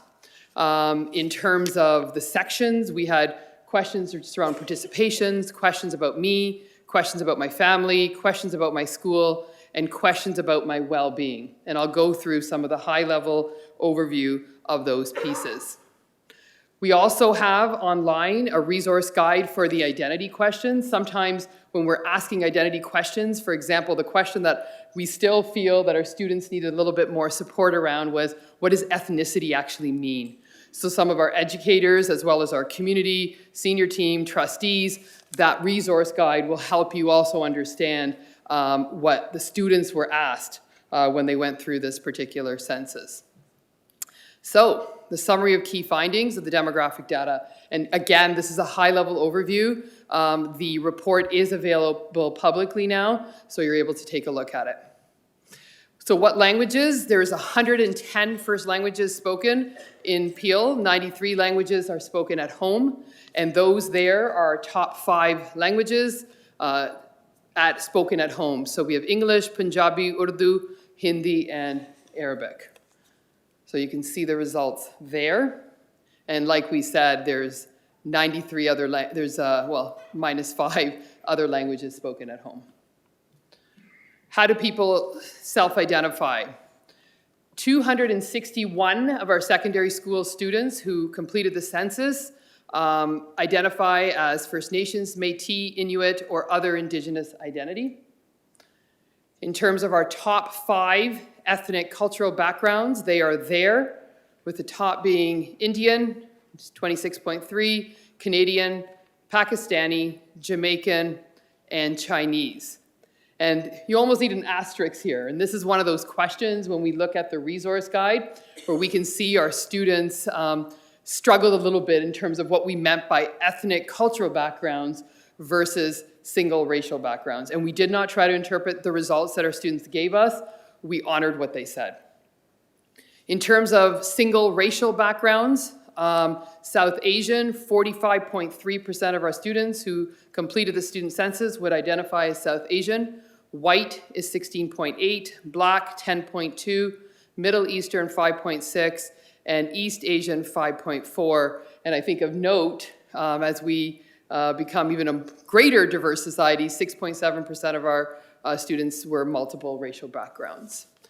And finally, religious, faith, spiritualities, or creeds. Islam was the faith that 22.4% of our students identified with, followed by Christianity, Sikhism, Hinduism, and then no religion.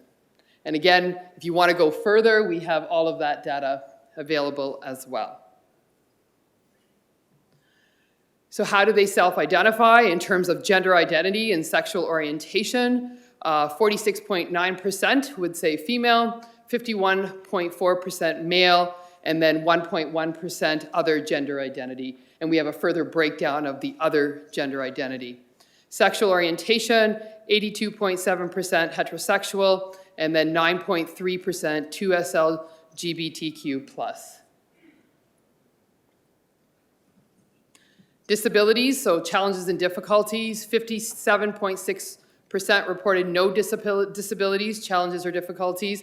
And you'll see the numbers here: vision, mental health, learning, memory, mental health, and vision. Just an asterisk around vision. We didn't ask about low vision or blind, it was just vision. So many of our students would have seen, some of them would have seen glasses as an example of a vision impairment. But again, we're going to honor what our students have told us. Summary of key findings around perceptual data, and this really is just a high-level overview of some of the factors that we need to look at.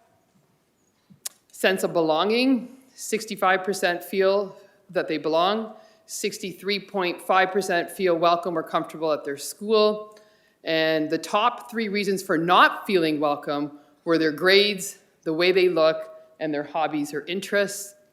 77% felt accepted by adults, and 76% felt accepted by other students. In terms of reflection, in terms of sense of belonging, we know kids need to see themselves represented. In terms of schools, events and activities, 64% felt positive that they were reflected.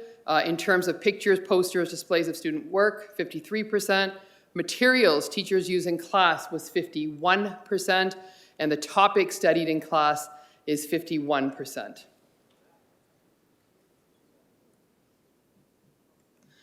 Safety and climate. 89.4% feel safe in the classroom. In terms of bullying and harassment, 46.7% never worry about being bullied. 9.2% worry often or all the time. and 49.8% are never rarely comfortable reporting bullying. And then in terms of well-being, 52% feel a lot of stress or pressure. 62.3% feel hopeful about the future, and 60.6% feel good about themselves. Healthy habits. Sleep. 74.7% sleep between 6 to 8 hours per night. And there's more detailed data if you look at the report. In terms of social media use, and this would have been interesting if we had a comparison from about 10, 15 years ago even, 32.4% spend 3 to 4 hours a day on social media, and 21.2% spend 5+ hours a day on social media. And exercise, 25.9% exercise 1 to 2 days a week, 17.7% don't exercise at all. Healthy eating, 12.5% are hungry at school 3 to 5 days a week. 7.9% are hungry at home 3 to 5 days per week. And again, more details around this if you actually go back into the full report. So that's basically a very high-level overview of our identity and perceptual data in terms of what we'll do with these results. When you go back to our purpose for engaging in this type of census work, we had basically 3 things that we were looking at in order to help the board and the school. Number 1, it was to better understand our student populations and school communities. Who is it that we serve? Number 2, identify and eliminate barriers to student success, inclusion, and well-being. So really looking at things from an equity perspective and an anti-oppression perspective in terms of what we need to do in terms of structures, policies, procedures, and using this data to drive that. Number 3, establish effective programs and reallocate resources to where they are needed most. So those were some of the goals that we had established very early on as a committee, as administration, as a board. So I'm going to talk to the upcoming reports, which will get to the elementary and the board reports, but some of the pieces, when you look at identity and you look at perceptual data, when you start to layer the identity over the perceptual data, so who are the students that aren't feeling the sense of belonging, right? Who are the students that are feeling that the resources aren't representative? I think those are all questions that will be critical for us moving forward, and those are the in-depth reports that we would be hoping to get by the end of this school year, and more importantly, once you have the reports, what are we going to do with it, and looking at actions. And then finally, the new e-dashboard. As much as paper copies are important, one of the things our research department has worked very hard on is looking at a dashboard using Power BI as a tool where every school will have access to their overall identity and perceptual data, and they can then start to look at making decisions accordingly as well. So that is the end of my presentation. Happy to answer any questions that I can answer. We also do have Paul Favreau and Amy Wilansky here, and I can defer some of the questions to there.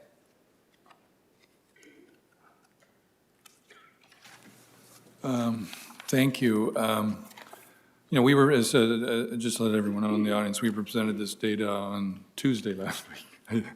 And it's remarkable. We had a great fulsome discussion, and I think you've talked about very well the layering and bringing all the various other senses of data into this analysis. I've talked to Dr. Favreau about, it's just a dream for a data analysis, that the amount of information that's going to come from this, that's going to direct us as a board moving forward in doing our policies, program, and instruction. And I think we really look forward to all the great work that's going to come from this. And I have to thank you and the great staff, everyone involved, that this is something that's going to help us. We've been talking about for a long time. Now we finally have the data to move forward, and thank you so much. So I have a good list of people who would like to make comments. The first would be Trustee DeCroop.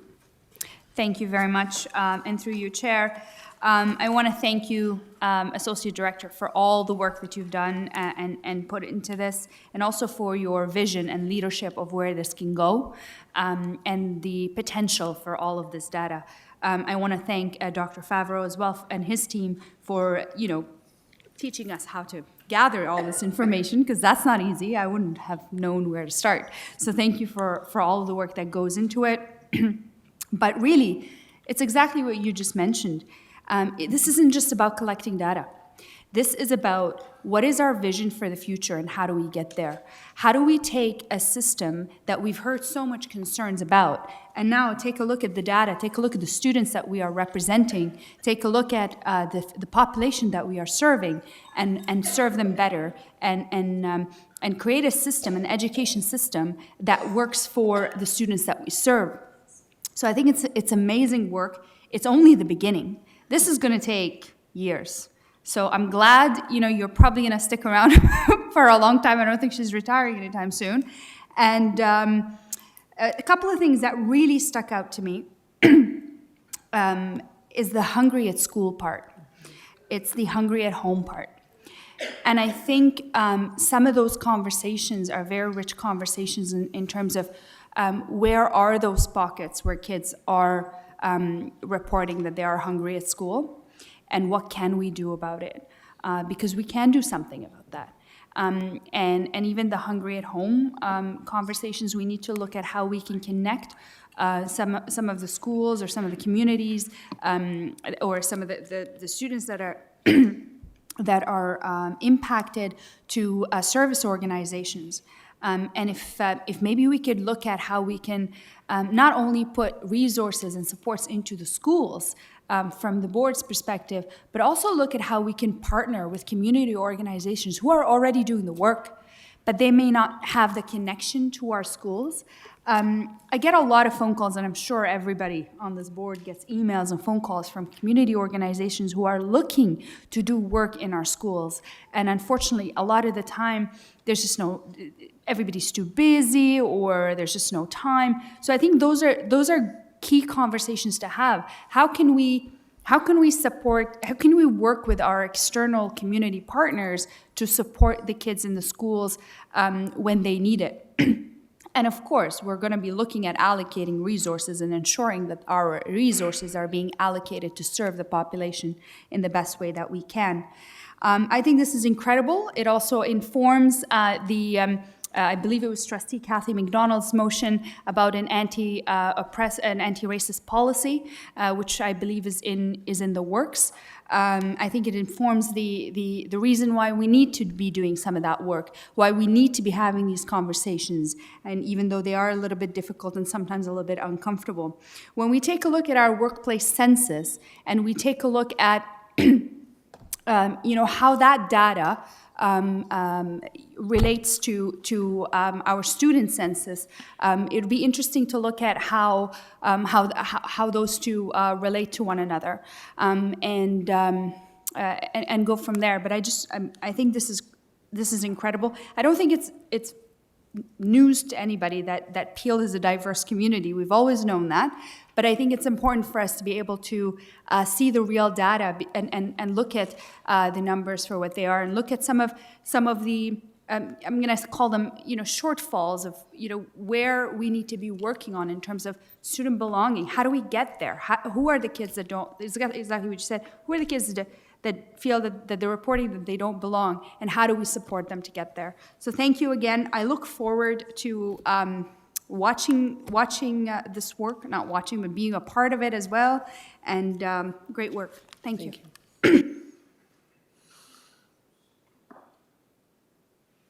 Thank you, Trustee DeCroop. The next on the list is Trustee Marchand.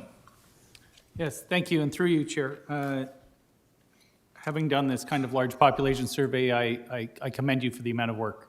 92.6% response rate is really unheard of. Yeah. And on a paper-based survey, the amount of work that went in to go to collate, verify, to scrub those answers and that data is just mind-blowing from my end. So please, thank you guys so much, because we can't do the work without that.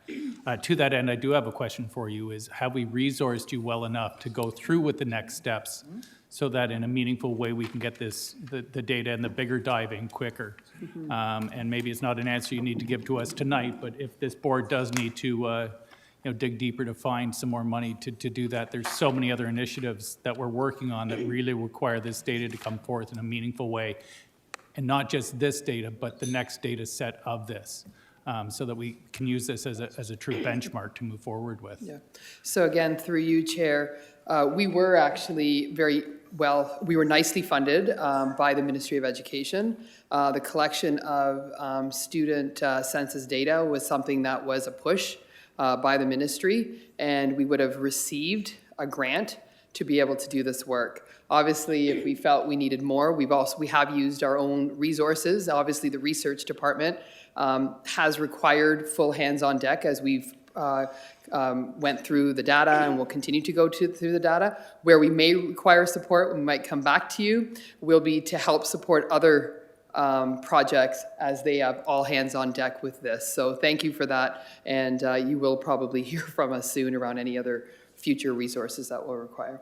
Thank you, and just supplementary, my biggest concern in there, aside from the hunger, which is always an issue, and I think probably what should fuel a provincial, breakfast and lunch at school program, which would just level the playing field and get rid of the stigmatism for our kids who have to rely on food banks. But aside from that, the safety factor was a number that alarmed me greatly.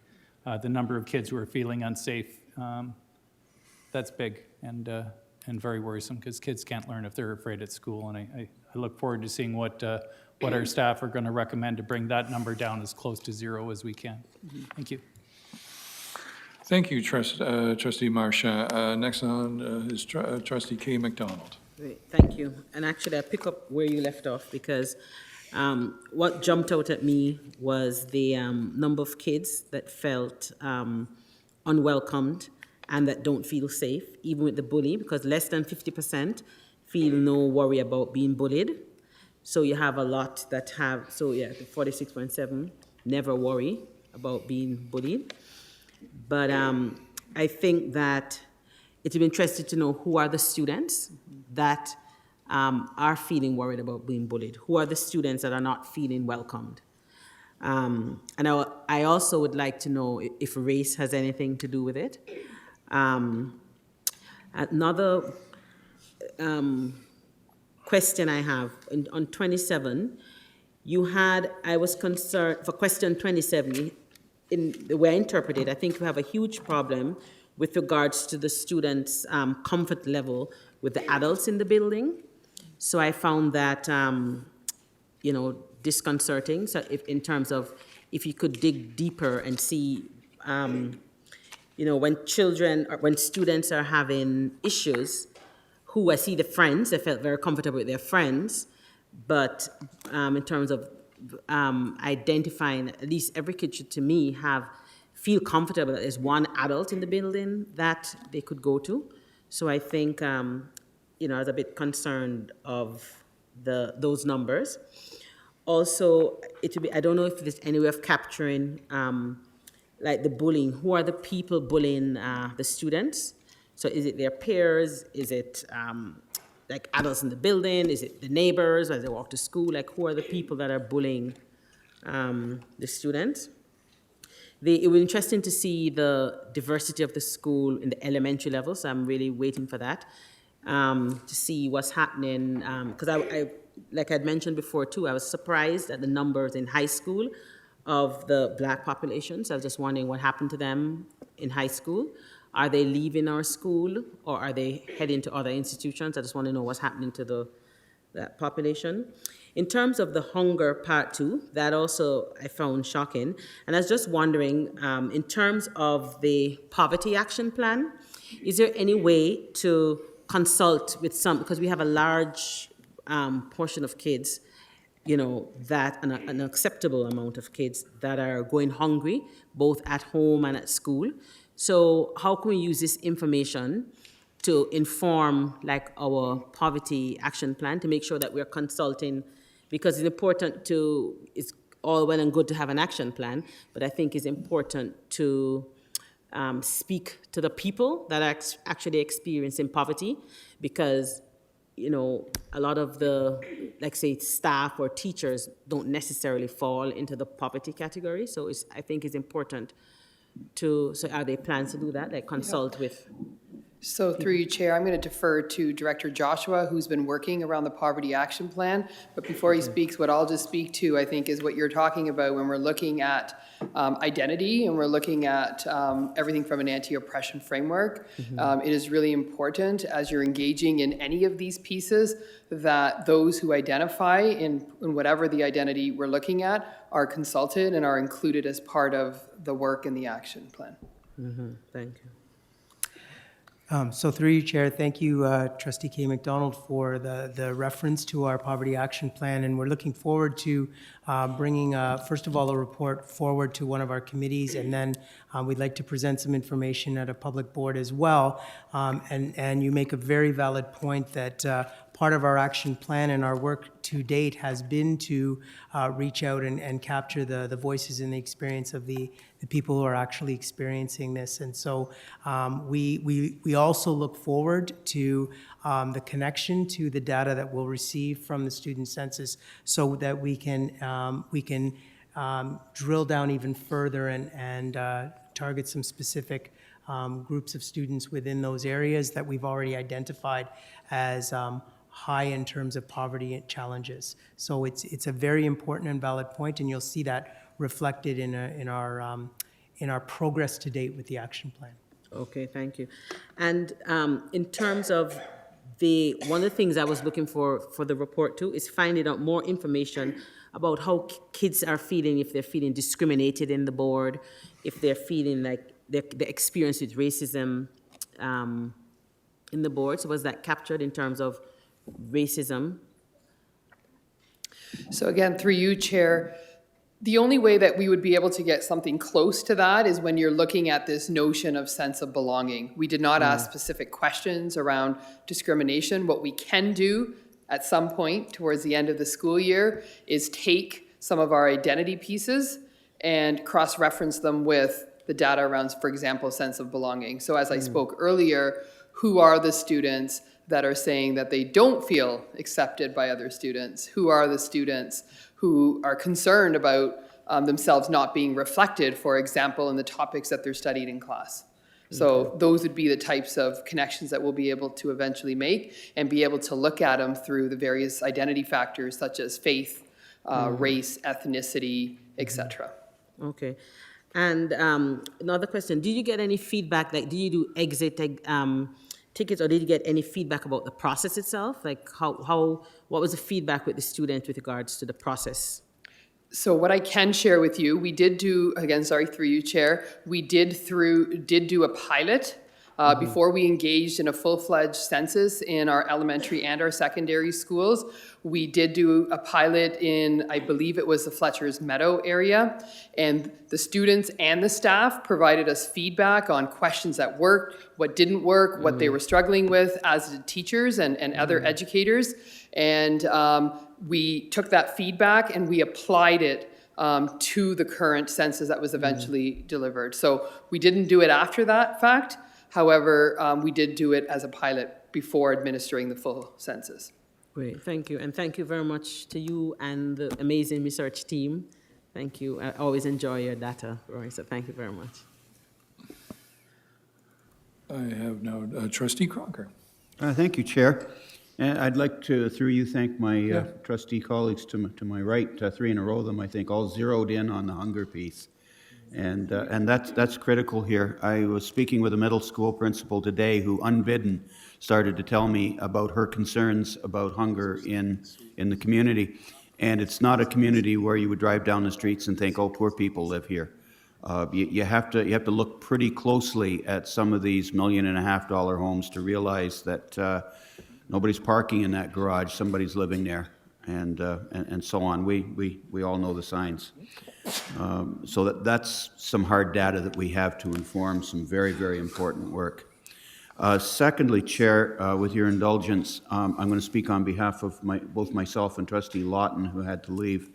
We were the trustee representatives to the, what's it called, steering committee, I guess, was it? Which received very, very broad representation.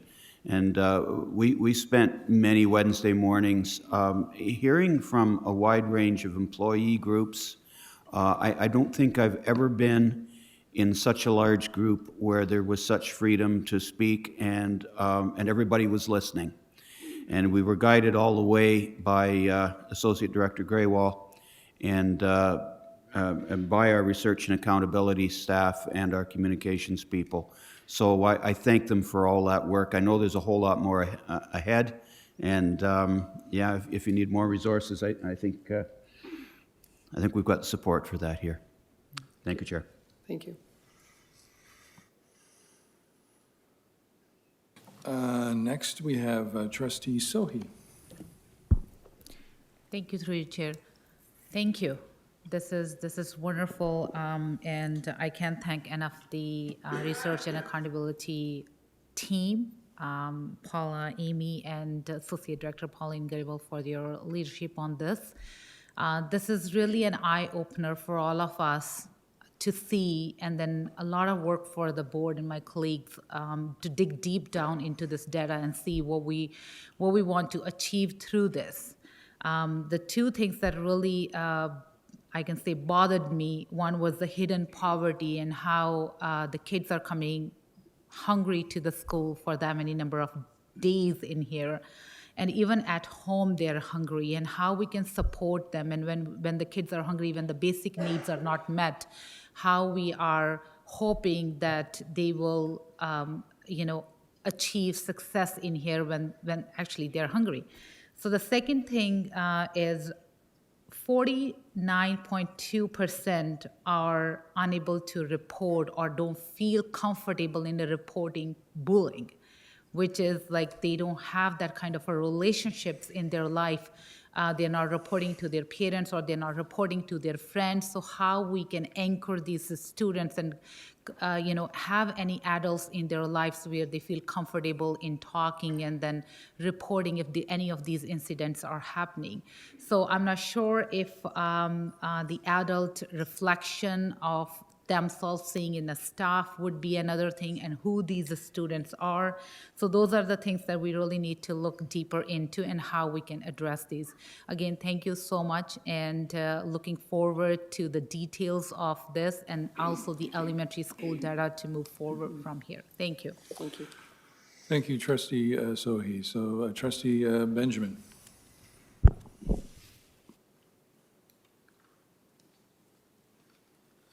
Oops, you fell off. I'll put you back on. There you go. Thank you. Through you, Chair, I would like to thank the team for all the information that you have provided us through the hard work that you have done in putting it together. What I would like to point out is to question number 17 and 18. This is about how often do students take part in school activities outside of regular classroom and outside of school. And I find that a large number of our students are not participating in any curricular, co-curricular activities, like maybe, the arts, sports, 72% in cultural groups, faith groups, religious activities, 66% in school leadership activities, 55% in school special events. So there's a large number of students not participating. And maybe we need to find out what is the reason that's keeping them from participating. And also, outside of school, there is 60%, once again, not participating in arts, or 53% in faith, religious activities, or youth and programs. And one thing is 9% spending time with friends. 9% do not spend time with friends. Maybe that is something which we need to find out. Who are these 9% of students who have no friends or who never want to mix with friends? So I just thought maybe we need to find out what are the reasons why they want to be on their own all the time. You could connect it to maybe some kind of problems that they have in their lives. And also volunteer activities, 24%. And here we had a presentation by My Way where there is opportunities. So maybe, volunteering is important for our high school students. They need the 40 hours, and also this is an opportunity for them to go out in the outside world and get experience and exposure to, different activities. So yeah, this is what stood out, and I once again would like to thank you very much for this information and data that you have provided. Thank you. Okay, next on the list is Trustee Green. Thank you, Mr. Chair. Associate Director Grewal, I think I made my comments yesterday, and I know you're going to take those comments back, and I hear my colleague, Trustee K. McDonald, reiterate some of those today, so I'm not going to go over that again. But in terms of the recommendation pieces, do we have any timelines yet and when we intend to move forward with these recommendations? If we don't, when can we expect something coming to the board to say, okay, here are the timeline we're setting out? Because looking at this will help us to inform how we support school, how some of those schools that need and students that need those extra support, where we should be, especially even around budget time when we're developing budget, how we can better put resource in place to support these students. If you can talk to me a little bit about timeline, and if you don't have that information now, is that something that you can bring back maybe early in the new year to this board, so we have have an idea of next step? So again, through you, Chair, so as each of you have spoken, you've talked about all your wonderings, right? What you see as perhaps a concern or an issue, and then maybe layering the identity pieces on top of that. As we sat around as a Student Census Steering Committee, we also had some of those same wonderings. So what we're going to need to do come the spring, when we're going to be able to do all this slicing and dicing, I don't know the full research analysis terms, we're going to have to start to prioritize to say, what do we want to work on? So one of the examples I think that many people spoke about was this 49.8% never, rarely, or comfortable reporting bullying. So through Associate Director Harmon and the work that they're doing around bullying prevention, they'll have to look at that data. When we look at our work, for example, I know We Rise Together, we're going to have to look at student success, for example, of Black students. So those are some of the pieces that we're going to have to prioritize. We can't just come back and do slice and dice everything. We're going to have to prioritize to say what are going to be some of the key pieces that we'll start with. A good example is we know that we've just completed a gifted review that will be coming to SEAC next week. If this data was available for a review such as this, wouldn't it be nice to know who those gifted students are from all those various identity pieces? We might be looking at a regional learning choices review in the future. And as part of that review, we'll be like, let's look at the identity factors and who are the students that are represented in regional learning choices and in what programs are they not. So I think I'm not going to say that we're coming with every answer that you've posed today. It's going to be based on our strategic plan. And then come and look through that lens before we decide how we're going to do some of those cross sections. The other piece, as we look forward to creating a new strategic plan next year, this data will also help to drive that, to say what are going to be some of our key priorities and projects moving forward. So this data around the cross sections that you've talked about, Trustee Green, as well as some of the other trustees, will not even be available till May, June, let alone then to say which data are we going to first prioritize and then act on. Okay. Thank you. Thank you. No other questions or comments? Well, thank you very much, Associate Director Grua. As I said, there's a lot of rich data for a lot of rich discussion. Thank you. Thank you. Well, now, we have to have someone put this on the floor. Who wants to put this? Trustee Davies, seconded by Trustee Cameron. All those in favor of receipt of this great report, say aye. Okay, we have that approved. Thank you. So we're going to now go on to Ontario Public School Board Association reports. We're going to lump together 12.1 and 12.2. Trustee Benjamin, do you want to put that on the floor? please. Trustee Crocker, do you want to second that? All those in favor? Approved. Okay, item 13 in our communication is a letter for receipt from Patrick Brown. I think we just have to receive this. We don't have to approve it, right? So someone just wants to put this on the floor. Trustee Sohi, you'll put this on the floor.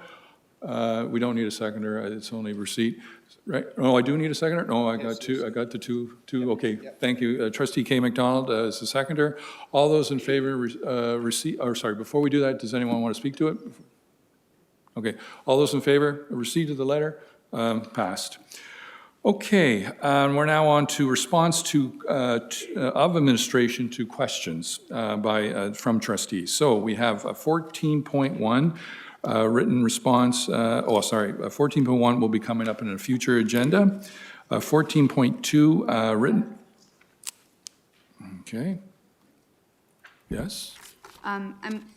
I submitted those questions on November 19th, and it's been a while since then. I'm just wondering what the delay is about, because my understanding was there was a delay in a couple of meetings ago, but that they would come to today's meeting, so this is the maybe Right. second delay.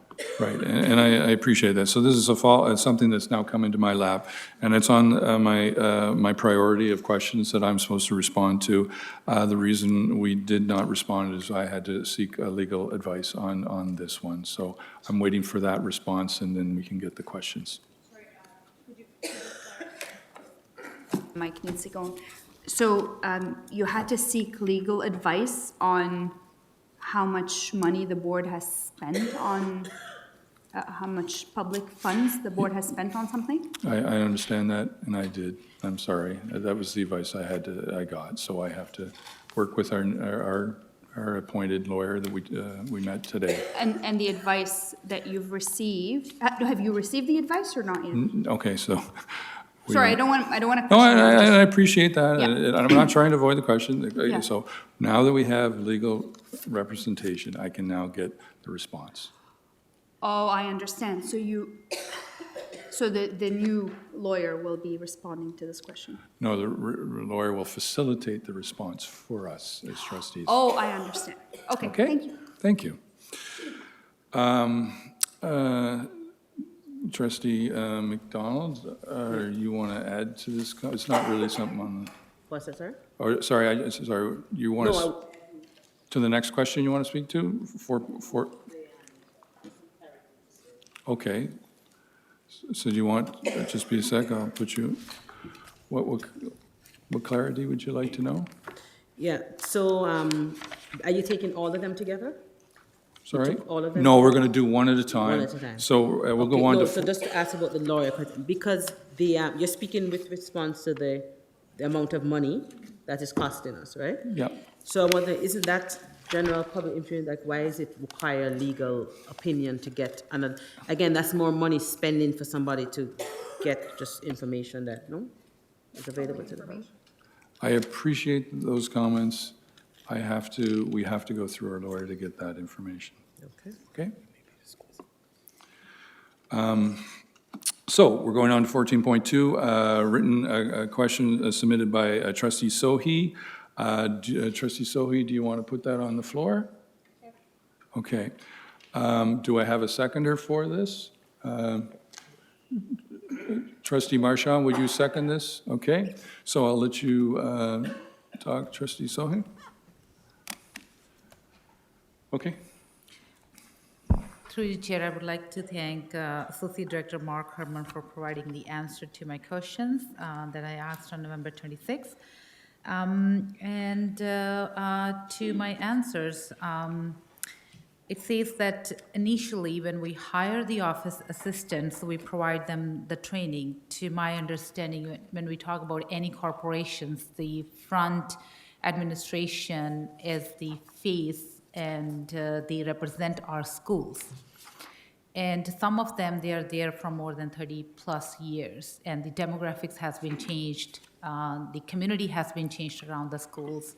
And what we are looking into when I asked this question about the cultural competency and the training on the equity and that area. So I think we really need to look deeper into it and how we are training the face of our schools to interact with our parents and to make them more friendly and open and welcoming, so the parents feel that they can go in and ask those questions.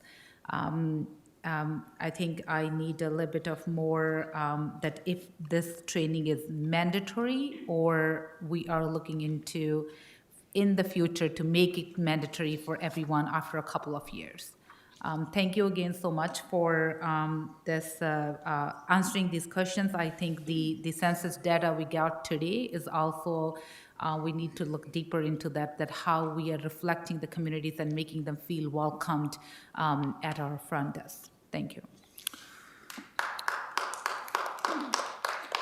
Thank you, Trustee Sohi. So now we'll go to Trustee Benjamin. Through you, Chair, I'd just like to thank Controller Wright and Associate Director Jasper Gill for the answers. Thank you very much. Were you referring to your question, 14.3? Okay. That's no problem. Turn. So you were talking to 14.3? Yeah, for my fine. question. No, much appreciated. Okay, again, we're on 14.2. Trustee Marchand. Yes, thank you, and through you, Chair. I can't help but wonder, office managers and office assistants truly are the face and voice of our schools. They are the first point of contact for parents when they come in angry, parents when they come in with concerns. They deal with some of our most needy students and our students with the greatest disability and challenges. They're often the place of refuge for our kids when they have problems within the school. While I appreciate all these answers, when it comes down to saying, well, professional development for office staff is occurring in a variety of ways, there's no centrally organized program of customer service, equity, or cultural competency training for them. I think that these people being the touch point and the voice of our school in many events, especially in our smaller schools where I don't think our principals could function without these people on a day-to-day basis, that we need to look at a better way of supporting these staff in the important role they do. I think when we designed these roles, we didn't have the same kinds of kids included in many of our schools and classrooms. And to expect the staff without extra support and extra training to manage what we, how many days of PD do we give our teachers who at least have one classroom to deal with in many of our smaller schools. These staff deal with each and every student and each and every parent, some of them on a daily basis. So if we could perhaps look at expanding these programs and committing some ideas back from our staff on what we can do to better support this, I think it can only go to help better support our community and our parents and our students as well, and relieve some stress on these people who are spending their time on the phone trying to beg teachers to come into work to cover off our vacancies and help our fill rates. So if we could look at that or have some of our staff explore some options for that, I think that'd be truly appreciated, Chair. Thank you. Thank you, Trustee Marchand. Without any other people on the list, all those in favor of receipt of 14.2? So passed. Now we're going to go 14.3. So Trustee Benjamin, would you like to put that on the floor? Trustee Marchand, would you like to second that? Okay, Trustee Benjamin. Okay, I'll repeat what I said earlier. Thank you to Controller Wright, and thank you to Associate Director Gill for providing me that answer. Thank you very much. Good. Anyone else like to speak on this item? I don't see any. So all those in favor, receipt? So passed. Now we're on to 14.4, written submission by Trustee K. McDonald. Do you want to put that on the floor, Trustee McDonald? Trustee Sohi, do you want to second that? So be it. Let's just, there you go, Trustee K. McDonald. Great, thank you. So I see the response that you had submitted, Chair, and I appreciate that you weren't the chair at the time. However, for question 1, when I asked why the Integrity Commission invited to the meeting, it says, among things, to present her findings and respond to questions about the process. So I'm a bit puzzled and actually insulted that it wasn't fitting for my questions to be answered. The questions I asked was all about process. I asked if she spoke to a Black staff and students. That's about process. And she didn't answer it. She refused to answer it. And she wasn't directed to answer the question. I'm not sure why. Also, I asked about if she sought any character references for me. Again, she was actually talking during that time and ignored that question. But again, she was not directed to ask that question, and that's about process, because in the process in this report, she got character references for other individuals. So that's part of the process. Again, the process is she determined, it was mentioned, a person's ancestry. I'm not sure why it was relevant. So I was wondering if she made any effort to determine my ancestry. And again, that's part of the process. And she wasn't answered. So my question still remains, and a lot of my questions were part of the process. One of the questions I did have was if she got any anti-Black racism training. I guess that's not part of the process. That's more about the requirement, I guess, for if that's a requirement for an integrity commissioner. However, I still am puzzled as to, it's written here that she was there to answer questions about the process, yet still she blatantly refused to answer my questions. I couldn't understand. I wanted to clarify too, because she quoted me as saying something on page 14 about criminal. I have never said that. I did not ever tell her about the word criminal, because I will not say that word when I'm referring to the comment that was made, because I did not hear criminal, and that was not said to me. So I would never say this word, so that statement was incorrect, so I wanted to know how it got there. That being said, when also in the report, it's in question 3, and with the process 2, with the my silence, because I truly feel, and I still maintain that position, that it's a waste of taxpayers' money to hire someone to deal with a matter such as this. So I didn't file a complaint, but it was said I was silenced. So that's the reason I didn't file the complaint, and it wasn't in the report. So I wanted to ask her about that, because that's also part of the process. When it came to the question 3 about if the report was advice or suggestion, I was just wondering about the process in terms of the if she's giving us advice, right? Because in this report, she spoke about meeting, I think it was with the then chair and the trustee to talk about processes. And so if she's advising them, I was just wondering about the process, how can somebody who was advising them in here be investigating them?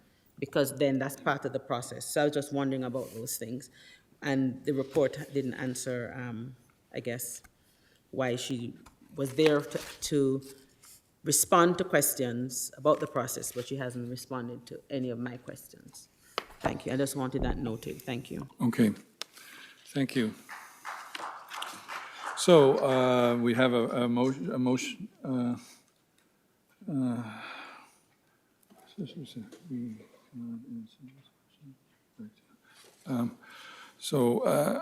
I heard some more questions in there.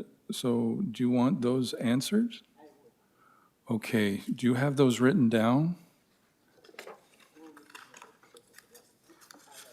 You wrote them down? Okay, please do. Thank you. Okay, so we have a person put on the floor and a seconder, so all those in receipt of this report approved, so approved. Okay, so we're now moving on to reports from trustees and representatives on councils and associations. Do we have anyone? Yep, we have trustee Vice Chair David Green. Well, Thank you, Mr. Chair. I just want to remind my trustee colleagues that the Ontario School Board Symposium is at the end of January, and there's some great speakers, great information that can help with trustee development and how we go about doing our work.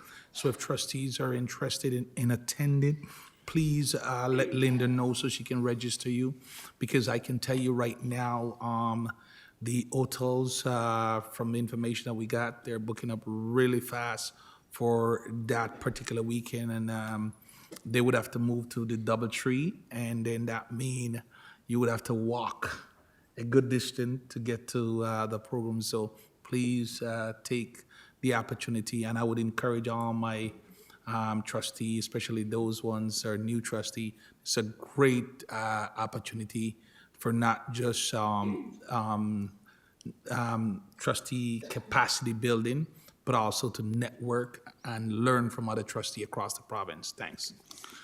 Thank you, Vice Chair Green. No other items on there, so we'll move now to comments or questions from our board members. So we'll start over our customary student trustee, Nard. Do you have any comments or questions? There you go. Through you, Chair. Today on the board's last public board meeting of the year, I would like to wish all those celebrating a very happy Hanukkah, happy Kwanzaa, a very Merry Christmas, happy holidays, and a very happy New Year. I look forward to see what the new year brings and all the work that we as a board will be doing in the coming year. Thank you. Thank you. Trustee Aurora. Thank you, and through you, Chair, I do have a few things to mention.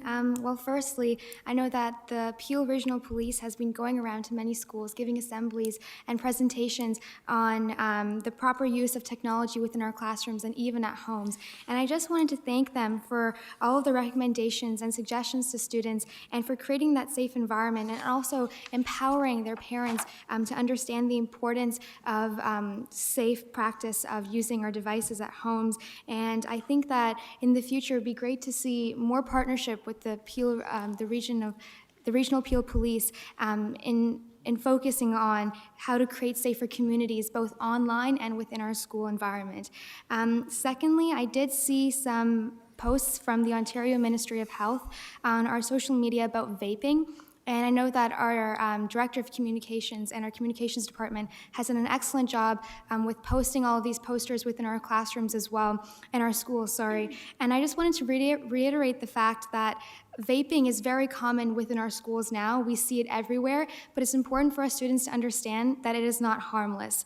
And in fact, it increases exposure to different harmful chemicals that we do not yet know of in terms of our scientific research, but studies have also shown that it can lead to the addiction of nicotine, which can then alter development of our teen brain. And so it's important for us educators and even us parents and our student peers to talk to the students about the dangers and potential dangers of vaping, and I think it's super important that we have these conversations because it's so prevalent within our schools now. And lastly, the Ontario Ministry of Education has also announced this week as the Computer Science Education Week, and I know that many of the schools within Peel are hosting different hackathons, an hour of codes. John Fraser is hosting a hackathon tomorrow. Glen Forest is also hosting an hour of code. Gina Augustine similarly hosting an hour of code. And I would just like to thank all of the educators out there for really empowering students at this specific time when there is a lot of job action being taken, and their involvement is very limited in terms of how much effort they can put into empowering our students. I think it's so great that we're still able to host such initiatives and let students explore the different fields of computer science and STEM and different aspects of art. I think it's super important, especially when we talk about 21st century learning, and just to see how much we've grown. I know that Student Trustee Nar and Chair McDonald and I were just talking about how coding has differed so much from when he used to code back in the day, and how it's so much more common now. Even though it is more common, many of the students do not have this skill, and it's super important for us to have this in the 21st century. Therefore, I'm super thankful for all of the educators out there that are doing their best to really expose students to the different and adapt to 21st century. Thank you. Thank you. You know, I was telling you a little bit earlier, I was programming with punch cards, and you didn't know what that was, so I'm glad. I wish I could go to the coding and hackathon and John Fraser stuff. Trustee Crocker? There you go. Thank you, Chair.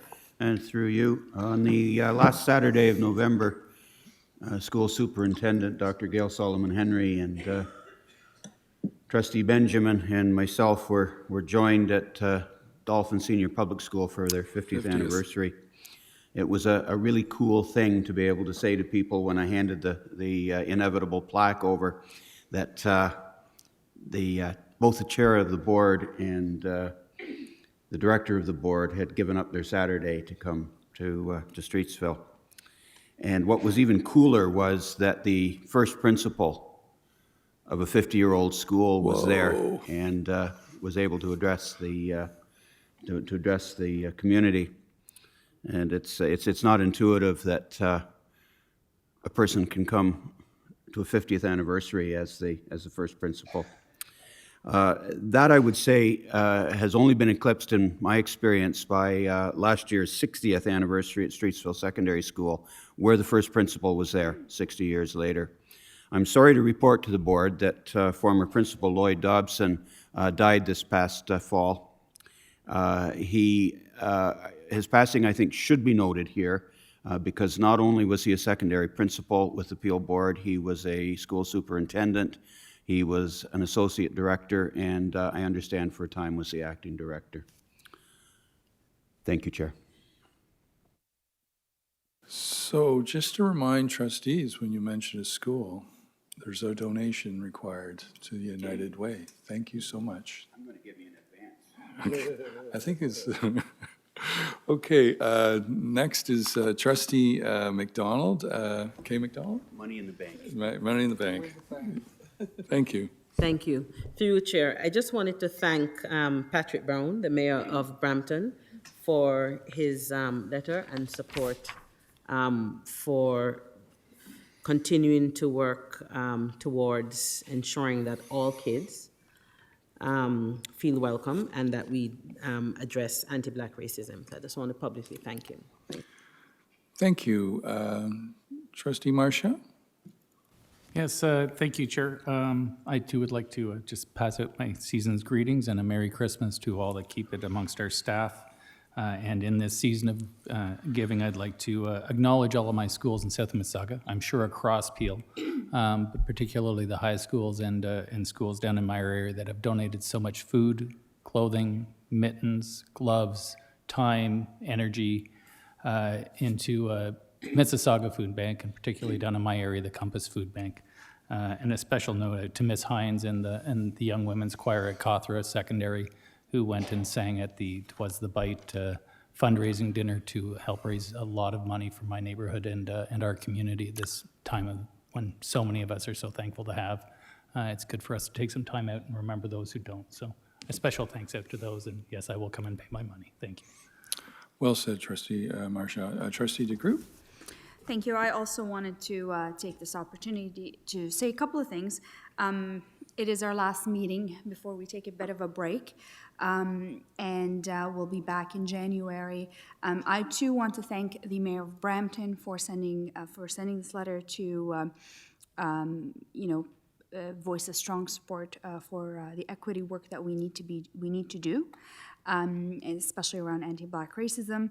And I think it's very important when our elected officials give us feedback on some of the concerns that we hear from the community, especially. I want to thank so many of the people that have come before us. I call them the brave souls that I've met over the past couple of months. because your voices, your activism, your strength, I've learned so much from that. Especially, some people who may be working within the board. I know that it's very difficult to put yourselves out there in that way, and I'll always refer to all of them as the brave souls. So I appreciate every single one: the parents, the students, the staff, everyone who brought their concerns, everyone who spoke up. And I just want to let you know that I've really learned a lot from all of you. I've learned that we all have so much more work to do around anti-racism and equity, and that it's a learning process, and that we need to learn every day, and we all need to learn from one another. And lastly, I do want to wish everybody a happy Hanukkah, Merry Christmas, and happy holidays, and a happy New Year. I hope you get an opportunity to spend time with your families and with your loved ones, and enjoy the season. And I really hope that 2020 will be a better year for for all of us at the Peel District School Board. I think we all have one goal in mind, which is how do we best serve our community? How do we best support student achievement? Perhaps we have different ways of going about it. Perhaps we have different focuses and we see things through different lenses. But I think it's very important to think about that all of those voices are really what contributes to a larger conversation and a stronger vision towards the future. So I'm hoping that we have a better year coming ahead. I look forward to the results of the ministry's review and to the recommendations. I know I have a lot to learn. I know that I've learned so much in the past few months or few weeks, well, past few months, but also especially in the past few weeks. And I thank all of you for being a part of that. Thank you. Trustee Cameron? Trustee Green? Thank you, Mr. Chair. I just really, first, before I make a comment, when we look at this board in terms of equity and inclusion and including everyone, this time of the year we celebrate Christmas, and most of the people from my community celebrate Christmas. And I got a number of inquiry to ask this publicly tonight for principal who wants to say we're having a Christmas concert. Can the director let us know instead of saying holiday concert, because they want to be inclusive to the community that they serve, so that they're not feeling that if they should say they're having a Christmas concert, that they're going to be an issue.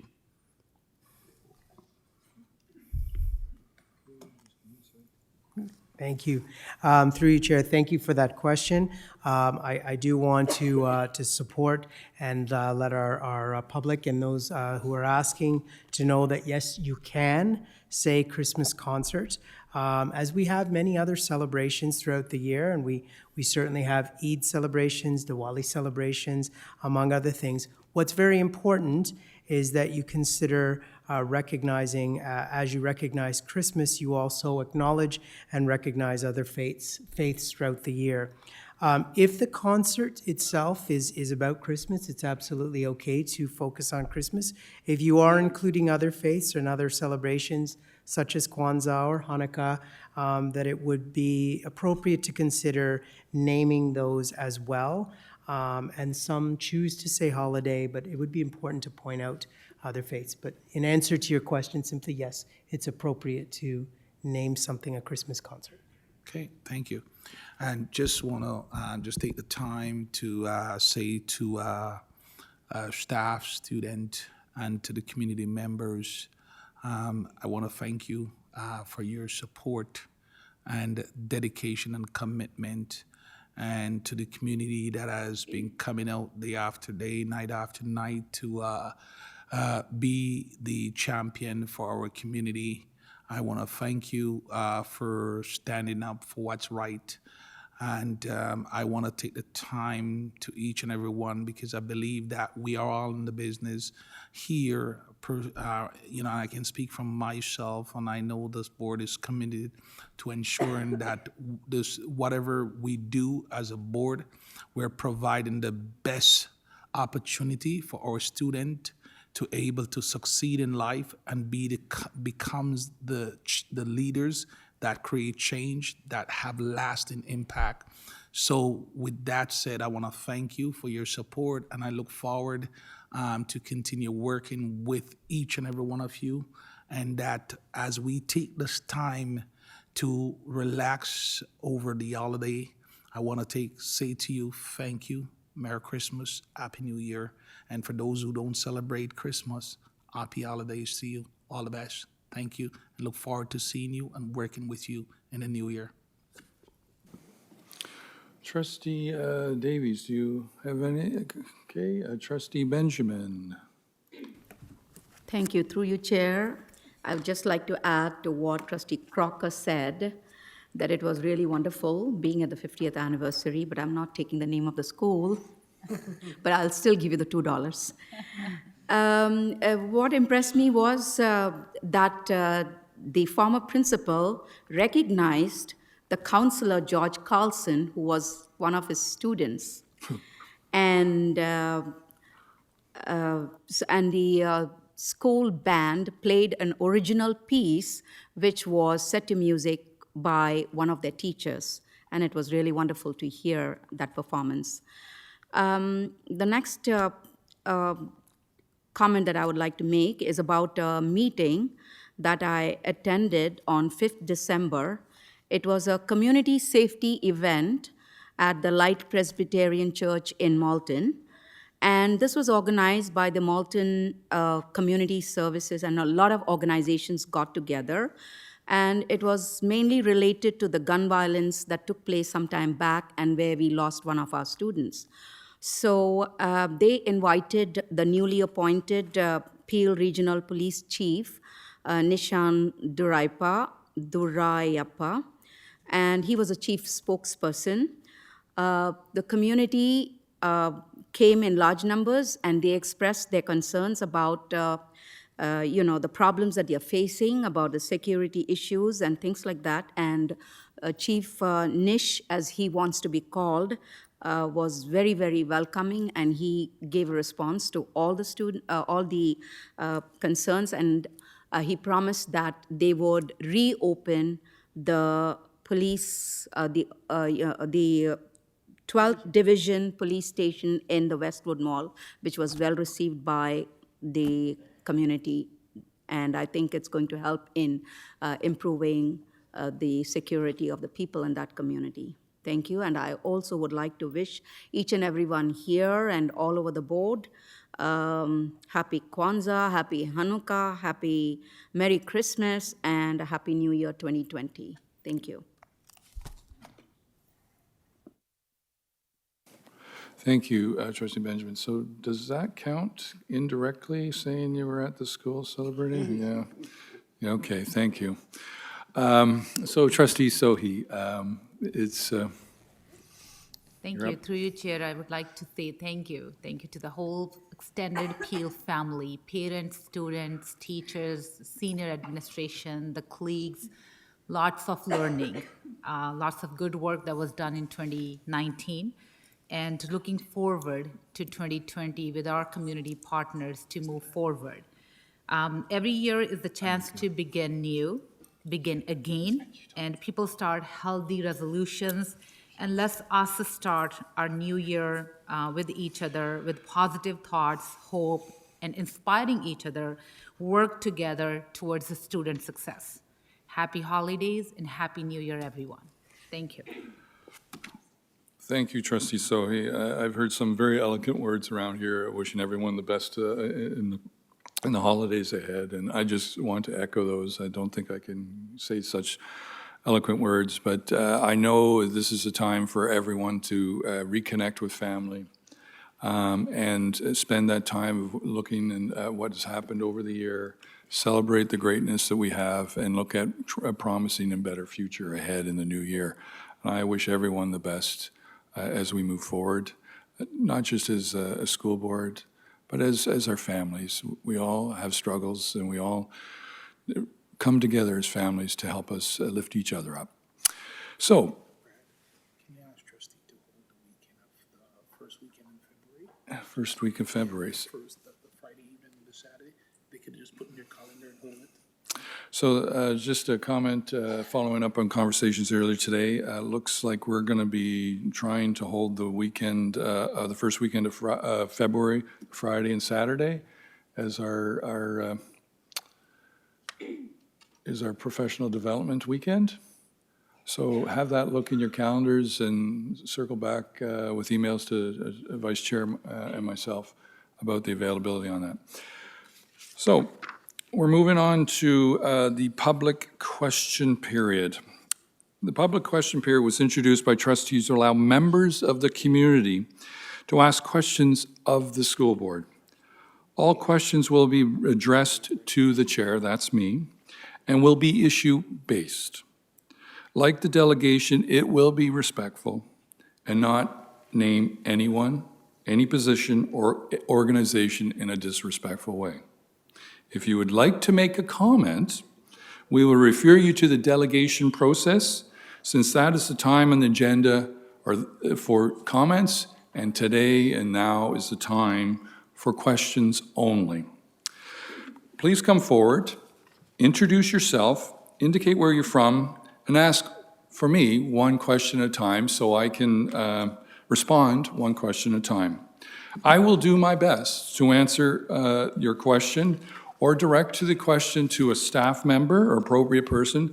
Otherwise, if we cannot answer that question, we'll get back to you on a further date. In that case, I'll be asking you to leave your name and contact information with our Donna Baptiste. Per bylaw G10, question period is 15 minutes. Unless under my discretion, I deem it to extend it. Tonight, I see there's an audience here. I see people coming forward as I started talking. So I will extend it 30 minutes. Okay, so let me just get everything going. And as I said, please announce your name, where you're from, and let's ask your question. Chair McDonald, I'm sorry, my voice might shiver again. It will become okay with the time. Kumar, I'm from Mississauga. I have just a couple of quick questions based on the Toronto Star article that I read. Very quick questions. So as I said, one question, let me respond, and then I'll get back to you. Sure. Okay. Okay. Does the conflict of interest policy apply to the Director of Education of Peel District School Board as well? You're saying the conflict of interest policy? Mm-hmm. Do we have that policy? We have a conflict, I believe we do have a conflict of interest. Yes, we do. So does it apply to the director? By director, I mean the person sitting to the left of you. That policy applies to all members. We have that as a school board, as well as we have that as a conflict of interest as our code of conduct for trustees. Okay. Now, according to the Toronto Star article, the director, I believe, and I strongly believe, is in violation of the policy. What are you going to do about it? Okay, so I can't answer that question. Okay, that's a personal question about an employee here, so I can't answer that. Who can answer it? That, as you read, is an investigation going on, and so I can't comment on that, right? Okay. Should I ask the question, second question right now, or should I wait? What was that? Should I ask the second question right now, or should I wait? No, he wants to know if he has a second question, can he ask it? Yeah, ask your question. Okay. Second question. Sorry. Okay. Through you, Chair. Yeah, thank you. My question is to the person sitting on your extreme left. You can't ask a question to any person on this. You only can ask questions of me. Okay. But it's public information. It was published in Toronto Star, so why can't I ask the question to an associate director or to any trustee? I'm not naming right. The question period is, per our bylaws, you ask questions to me, not about any person, not to any direct person. You can ask it. Okay, let me ask you the question. Okay, please. In the Toronto Star, and I'm sorry about my voice, Yeah. but I hope I'll be as clear as I can. In the Toronto Star, there was a comment from the lawyer of somebody sitting to the extreme left of you. Okay, so we can't comment on that. I'm sorry, again, that's a personal question, and that process, as you know, is under investigation. It's not part of our process, and we cannot comment under that. Okay, let me ask you this thing. Is it the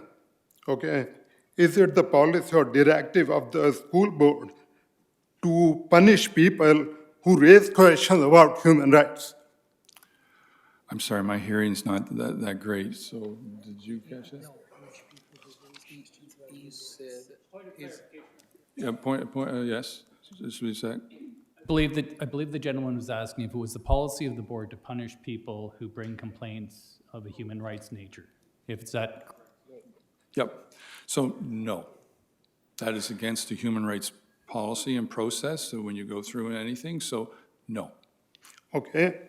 That being said, it is my understanding from the Toronto Star article that somebody who raised questions about or concerns regarding anti-black racism is being punished. This is what I feel. Okay, again, I cannot comment under that. As a process under investigation outside the board, they have jurisdiction and they must follow it, so we cannot comment on that. Well, I'm pretty sure you can answer this question. Okay. Because I can see there, it says response of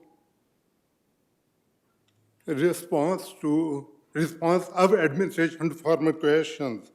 I did not hear any answer to my former question. And Trustee Cameron was the chair then. My question was, last time I asked, how much money does Peel Board spend on human rights and or other legal cases? Or how much money has Peel Board spent in the last decade on human rights and or other human rights cases? And thank you for that question. So that is being researched, and we will be bringing forward that answer at a future board meeting. Okay. Thank Sir, you. let me ask you this question. How long will it take for the research to complete?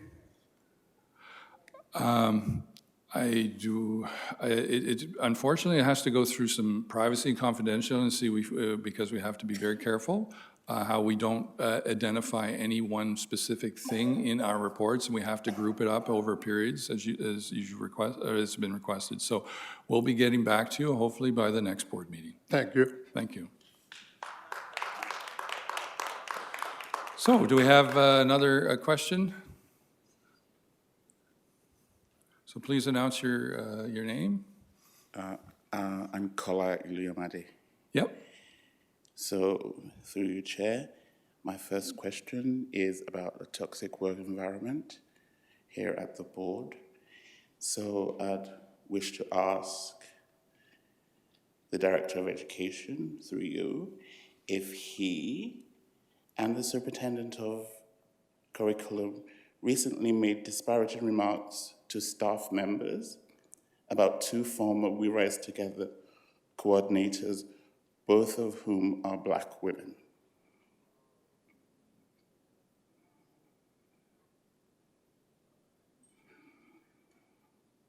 Turn my mic off so I could hear your question better. And Do you want me to repeat it? Yes, please do. Okay, it's really important that we get this right. This is in the midst of, this is against the background of an investigation into allegations of anti-Black racism. Absolutely. So, through you, Chair, I would like to ask the Director of Education if he and the superintendent of curriculum recently made disparaging remarks to other staff members about two former We Rise Together coordinators, both of whom are Black women.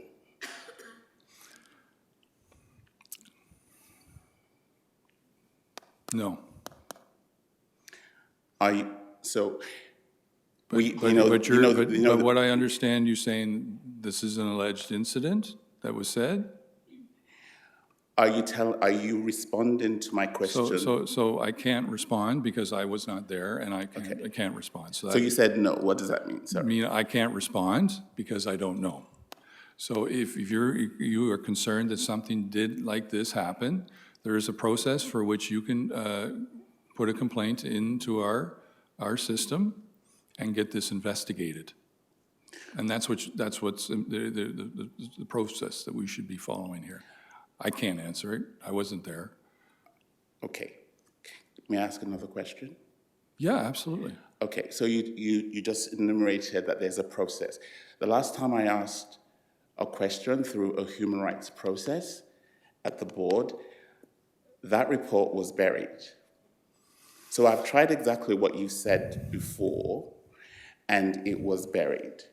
So again, in the context of a toxic work environment where two Black women are fearful because they've heard of two senior staff members disparaging them, how do you expect these women to deal with it? This is anti-Black racism at its core. And I appreciate your concern. As Trustee Vice Chair Green and myself, we're trying to change and address these things and build the bridge to better trust. And this is part of that process, that if a complaint is submitted, we will make sure it follows the proper process, as we always do, and will do. Okay, so my other question, I'll be quick. In light of what's going on here, we, the community, the Black and African communities, are very concerned that when the recommendations come down, that the director will be part of implementation. And as I said— Sorry, what did you say about the director? About the director of education. Yeah. And the board, actually, in the board, because we are accusing the board of anti-Black racism. So when recommendations come down, we can't expect you to implement them because we do not trust that racism won't shapeshift and that you won't cover up and it won't be any different. This is very serious. Absolutely. So to answer that question, that when the recommendations come down, they aren't recommendations that we can put in the garbage, per se. We actually have to do it. We have a timeline by the government to complete it. If we do not, they will appoint a supervisor to take over the board. So there is going to be action taken. Otherwise, the supervisor and the government will take over and make sure action's taken. So that is the process. Okay, will there be accountability? Would you involve necessarily the community that has actually accused you? So, these are good questions. We can't really, determine what the recommendations will be, but we expect from looking at other boards, we know some of the potential scope of those, and we're going to wait for the investigators and reviewers to come in, do their work, and all the trustees are here looking forward to hearing those recommendations and implementing them because we want to make this better. And the government is facilitating this with the review process. Okay, and last but not the least, in terms of the stats, how will we overlay the stats that we just spoken about a while ago in terms of the achievement data? So how are Black students streamed, how are they streamed? So this is a multi-layer question. So how are they streamed, designated special needs, suspended, or otherwise removed from mainstream classes? And at what rates, because you have the data, do they achieve their credits? What rates do they graduate, attend, and graduate from post-secondary education institutions? Well, that's a good question. And, you know, the first step in that journey to answer that question was presented tonight. We got data. We've never had that data before. So now, as you heard Associate Director Gruwal talk about, we're going to start bringing and layering that information. And absolutely, it's going to be used for all kinds of things, as well as all the items that you talked about. It's not, and unfortunately, it's not going to happen tomorrow. It's a long process, but that will be part of our goal to find out how we can figure out how students don't feel safe in school, how students are hungry, the poverty, as well as the many great questions you've asked, and come out with answers, come out with new policies, new allocations of resources. Hopefully, the government will realize the need that we have through some of this great results of data analysts, that we can then get money to help solve the problem, because it's not going to just be a simple change in your training. There is going to be money needed, I think, to solve and tackle a lot of these problems. Hunger is a good example of where we're going to have to probably do breakfast programs, lunch programs. So I know I can't give you a date today that it's going to be tomorrow, but we know that by the time April rolls around, that we should have a better understanding where we're going to go, and hopefully at that time come up with a date. Do I need Associate Director Gruwal? Is that accurate? Yep. I hear you, but we know that in Murchie, there are over 80% Black youth in there. Mm-hmm. We know that our Black youth are suspended and excluded and are sent to very exclusion schools. So we, in terms of disaggregated data, we know that we have a high number. So I think it's not right. And I know you're new at the role, and I know you're trying, because you've actually said some great things today that we didn't hear from your predecessors. But we know already how it is, but we need the board to be more transparent. So it's not to equate anti-Black racism with hunger, because they're very different. We need to know how these children are screened. So I know you're right, you can't provide those answers today. I will email them to you tomorrow, and I will request you to be very specific, or let us, the community, go to these schools where all of our children are and show you what exclusion and suspension, and we can take full discussions to see how this really looks. And thank you. And, you know, Vice Chair Green and myself are making, and he announced earlier in the meeting, we're starting a process of consulting an advisor group, and that's going to be part of that. And we're not waiting for the report to come out in the end of February, because really we know there's a problem. You've said it. As the board, we've already stated that we have a problem, and we are, as Vice Chair, as well as all the members of the board, are here committed to make an improvement and change things. So definitely we're going to include that. Please email those items to me. We will have better results after the end of February when we have the report in, to have the reviewers review, and then we're going to create an action plan and how we're going to address that. And so by April, it's going to be probably a very busy time for, I think it took York almost 2 years before they could go forward with their, to complete all their actions. And last but not least, are there any Black researchers at the table helping us to analyze data? Can I refer that to Associate Director Gruwal? Can I ask you to repeat the question through you, Chair? Are there any Black researchers at the table helping us to analyze the data? So again, through you, Chair, at this point in our research department, we would not have anybody who would identify as Black. As you would know, we do have Dr. Carl James, who we've been working with around the We Rise Together work, and I know he has expressed interest in being involved in the analysis of that through the anti-Black racism lens moving forward. And so why don't we have, if Carl has suggested that he's interested, why don't we have him? So, I'll answer that, Associate Director Grua. So, so the research department, in a sense, is the department that collects the data and did the proper analysis. Now what is happening is we're going to give it to various groups, our learning group, our spec ed group, and all the groups are going to start looking at the data to pull that out. And this is where we believe that the advisor group that Vice Chair Green has talked about, as well as the We Rise group, will now be able to sift through that data and use that to help us help your community.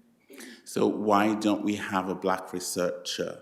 That's what I asked for, not the groups. It doesn't matter. We should have, you see, in terms of, why do we not have examples of Black excellence in places like this? Why don't we? What is so difficult?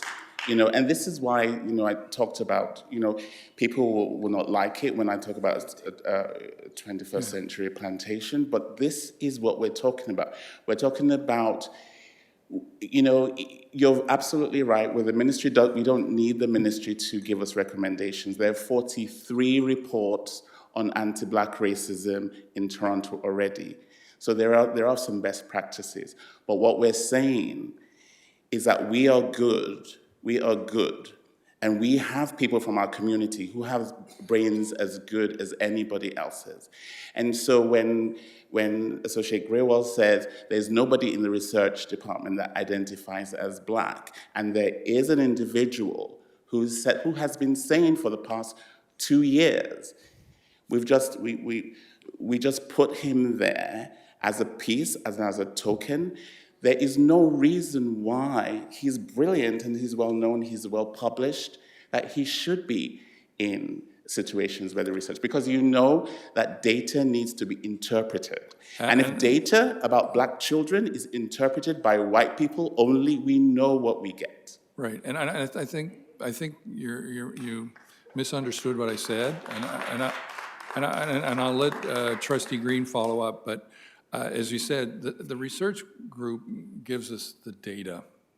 What now we do with the data is now going to be passed over to a community, your community, with an advisor group and with We Rise, to then, using those kind of experts that have that experience for your community to help us figure out how we can then move forward, pulling out all that great rich data, rich information from the data. So I think we're on the same page. It's just that the people who collected it aren't the people who are going to analyze it, if that makes sense. And the analyzers will be the advisor group that the trustee talked about, and I'll let him, Trustee Green talked about it, and I'll let him speak to it, as well as the We Rise, which will be a part of that stuff. So I'll let Trustee Green. So, in my discussion and my meeting with the director around personally the vision of working with the community so that we can better serve our kids, there's a number of brilliant people that we see will play an integral part of helping us to really look at the data and also develop those action plan, and wherein that we can report back to the community on a monthly basis on what we're doing. And Dr. Carl James is at the head of that in the number of names that we will be working with us. I haven't reached out to him yet, but I have a list of people and we have had a meeting about that already, that these are the key people that we think can help us really make the difference and bring about change. And as I said, he's number one on the list.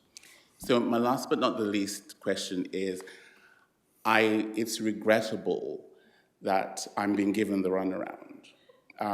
It's regrettable because we know that access to the raw data and having Black people, Black experts also have access to that from the nucleus from the beginning is very important. You know, Agreed. We're agreement there. Well, but therefore, if Associate Greywall says, Director Greywall says, there is nobody in the research unit, what you need to be doing is get somebody in there from our community.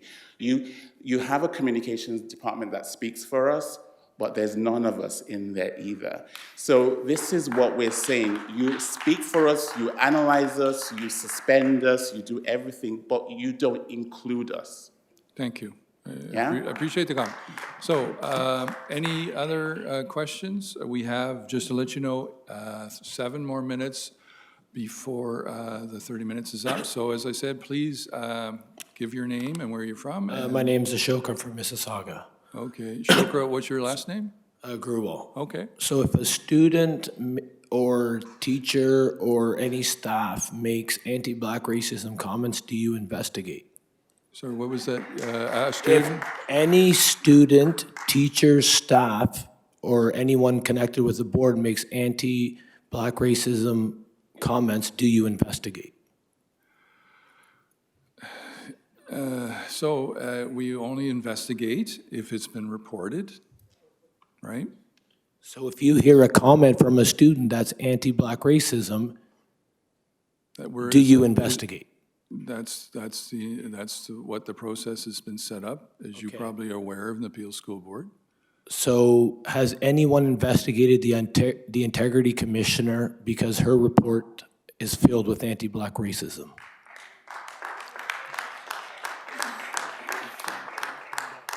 So you said. Has anyone investigated the Integrity Commissioner because her report is filled with anti-black racism? Okay, so Integrity Commissioner is independent. But I asked last 2 weeks ago if she was a contractor for the board. She's an independent contractor. So if an independent contractor makes By the Municipal Act, she's independent. There are processes outside the school board in which that can be looked at, but that would have to be done by someone else. Has Dr. Carl James looked at the Integrity Commissioner's report? I can't speak for Dr. Carl James. So one thing I'd like to recommend is that since the vice chair talked very highly of Dr. Carl James, maybe the board would like to share the report with Dr. Carl James and he could analyze if he believes the report is anti-black racism.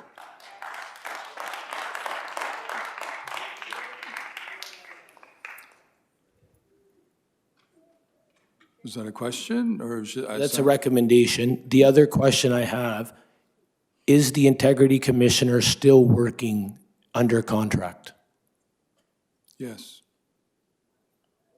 Is she currently investigating any any formal complaints against any trustees?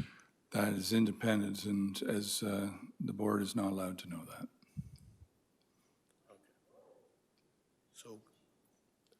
But why did we hear about the other Integrity Commissioner complaint? What other Integrity Commissioner report? The one regarding the comment regarding McCrimmon Middle School. So the way the process is, if you go on our website and read the code of conduct, there is the complete process for complaint, informal and formal complaints.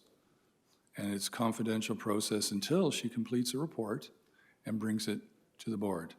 In that process of review of complaints, she can also dismiss complaints before and not have a report. But in her yearly report, she'll talk about all the complaints that would be dismissed and not investigated any further. Okay. Does she fall under Policy 51? Does she file complaint?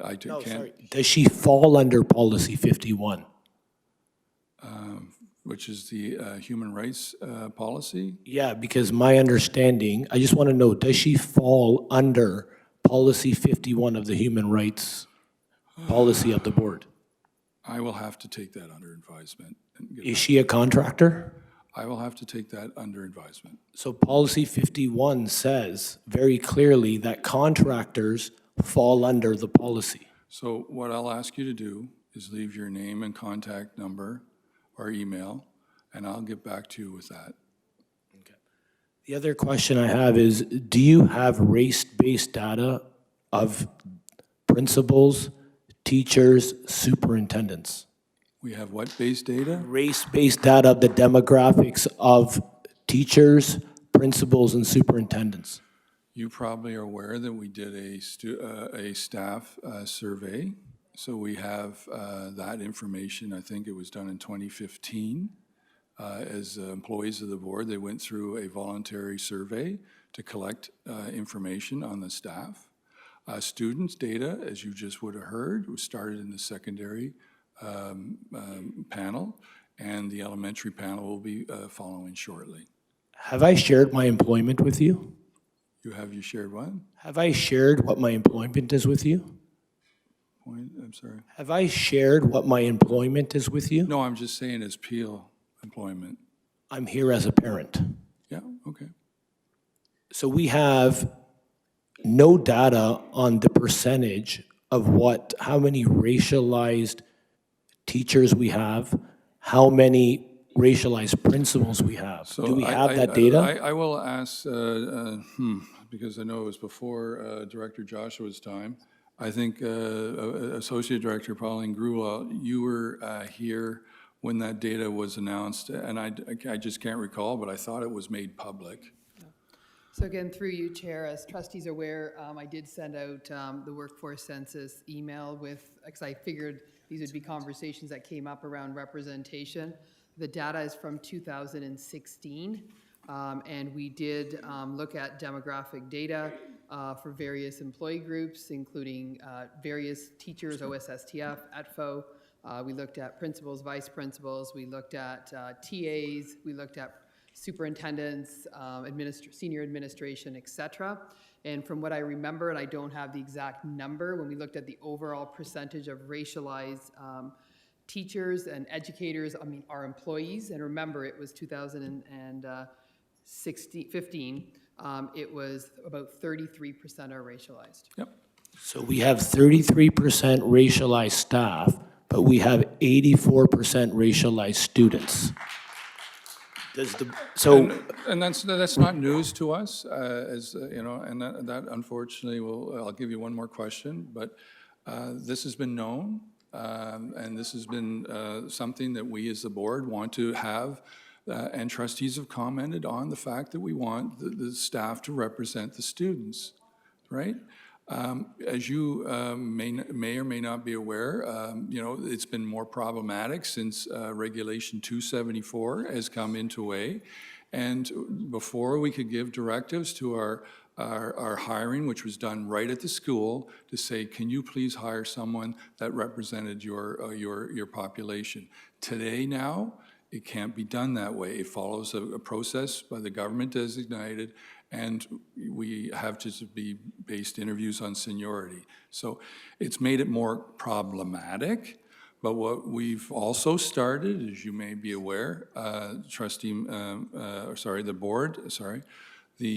board approved a motion to hire Indigenous and Black educators.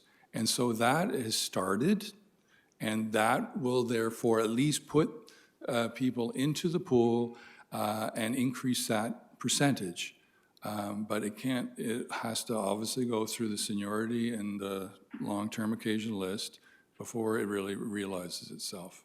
Okay, and this is a question for my son. And this is the last question. He has a question because he can't be here because he's training with our national program. The 30 minutes is up. So I can't ask any more questions? Yeah, no, I said this is the last question. Okay, have we collected data, because my son has been questioning this of his school. Yep. Have we collected data of the percentage of guidance counselors that are racialized? I don't think we collect on a specific group, and we don't pick on a specific group in a school. When the data was collected, it was more on teachers, and they would be, and then they would be more, I think, in line, put into the teacher bucket, and administration was put into the vice principal, principal, and superintendent bucket. We can forward you the report so you can have those details if you wish to go through that. But we didn't want to get down to the individual specifics that way. All right, thank you so much for your time. Thank you. So our 30 minutes are up for their questions, so we're going to move on to, there's no further business. So I have someone put on the floor the adoption of the in-committee report. Can I start over Trustee Marchand? Seconded by Trustee Benjamin. All those in favor in committee? And do I have someone put on the floor adjournment? Trustee Davies, seconded by Trustee Crocker. All those in favor adjournment? There we go. Thank you.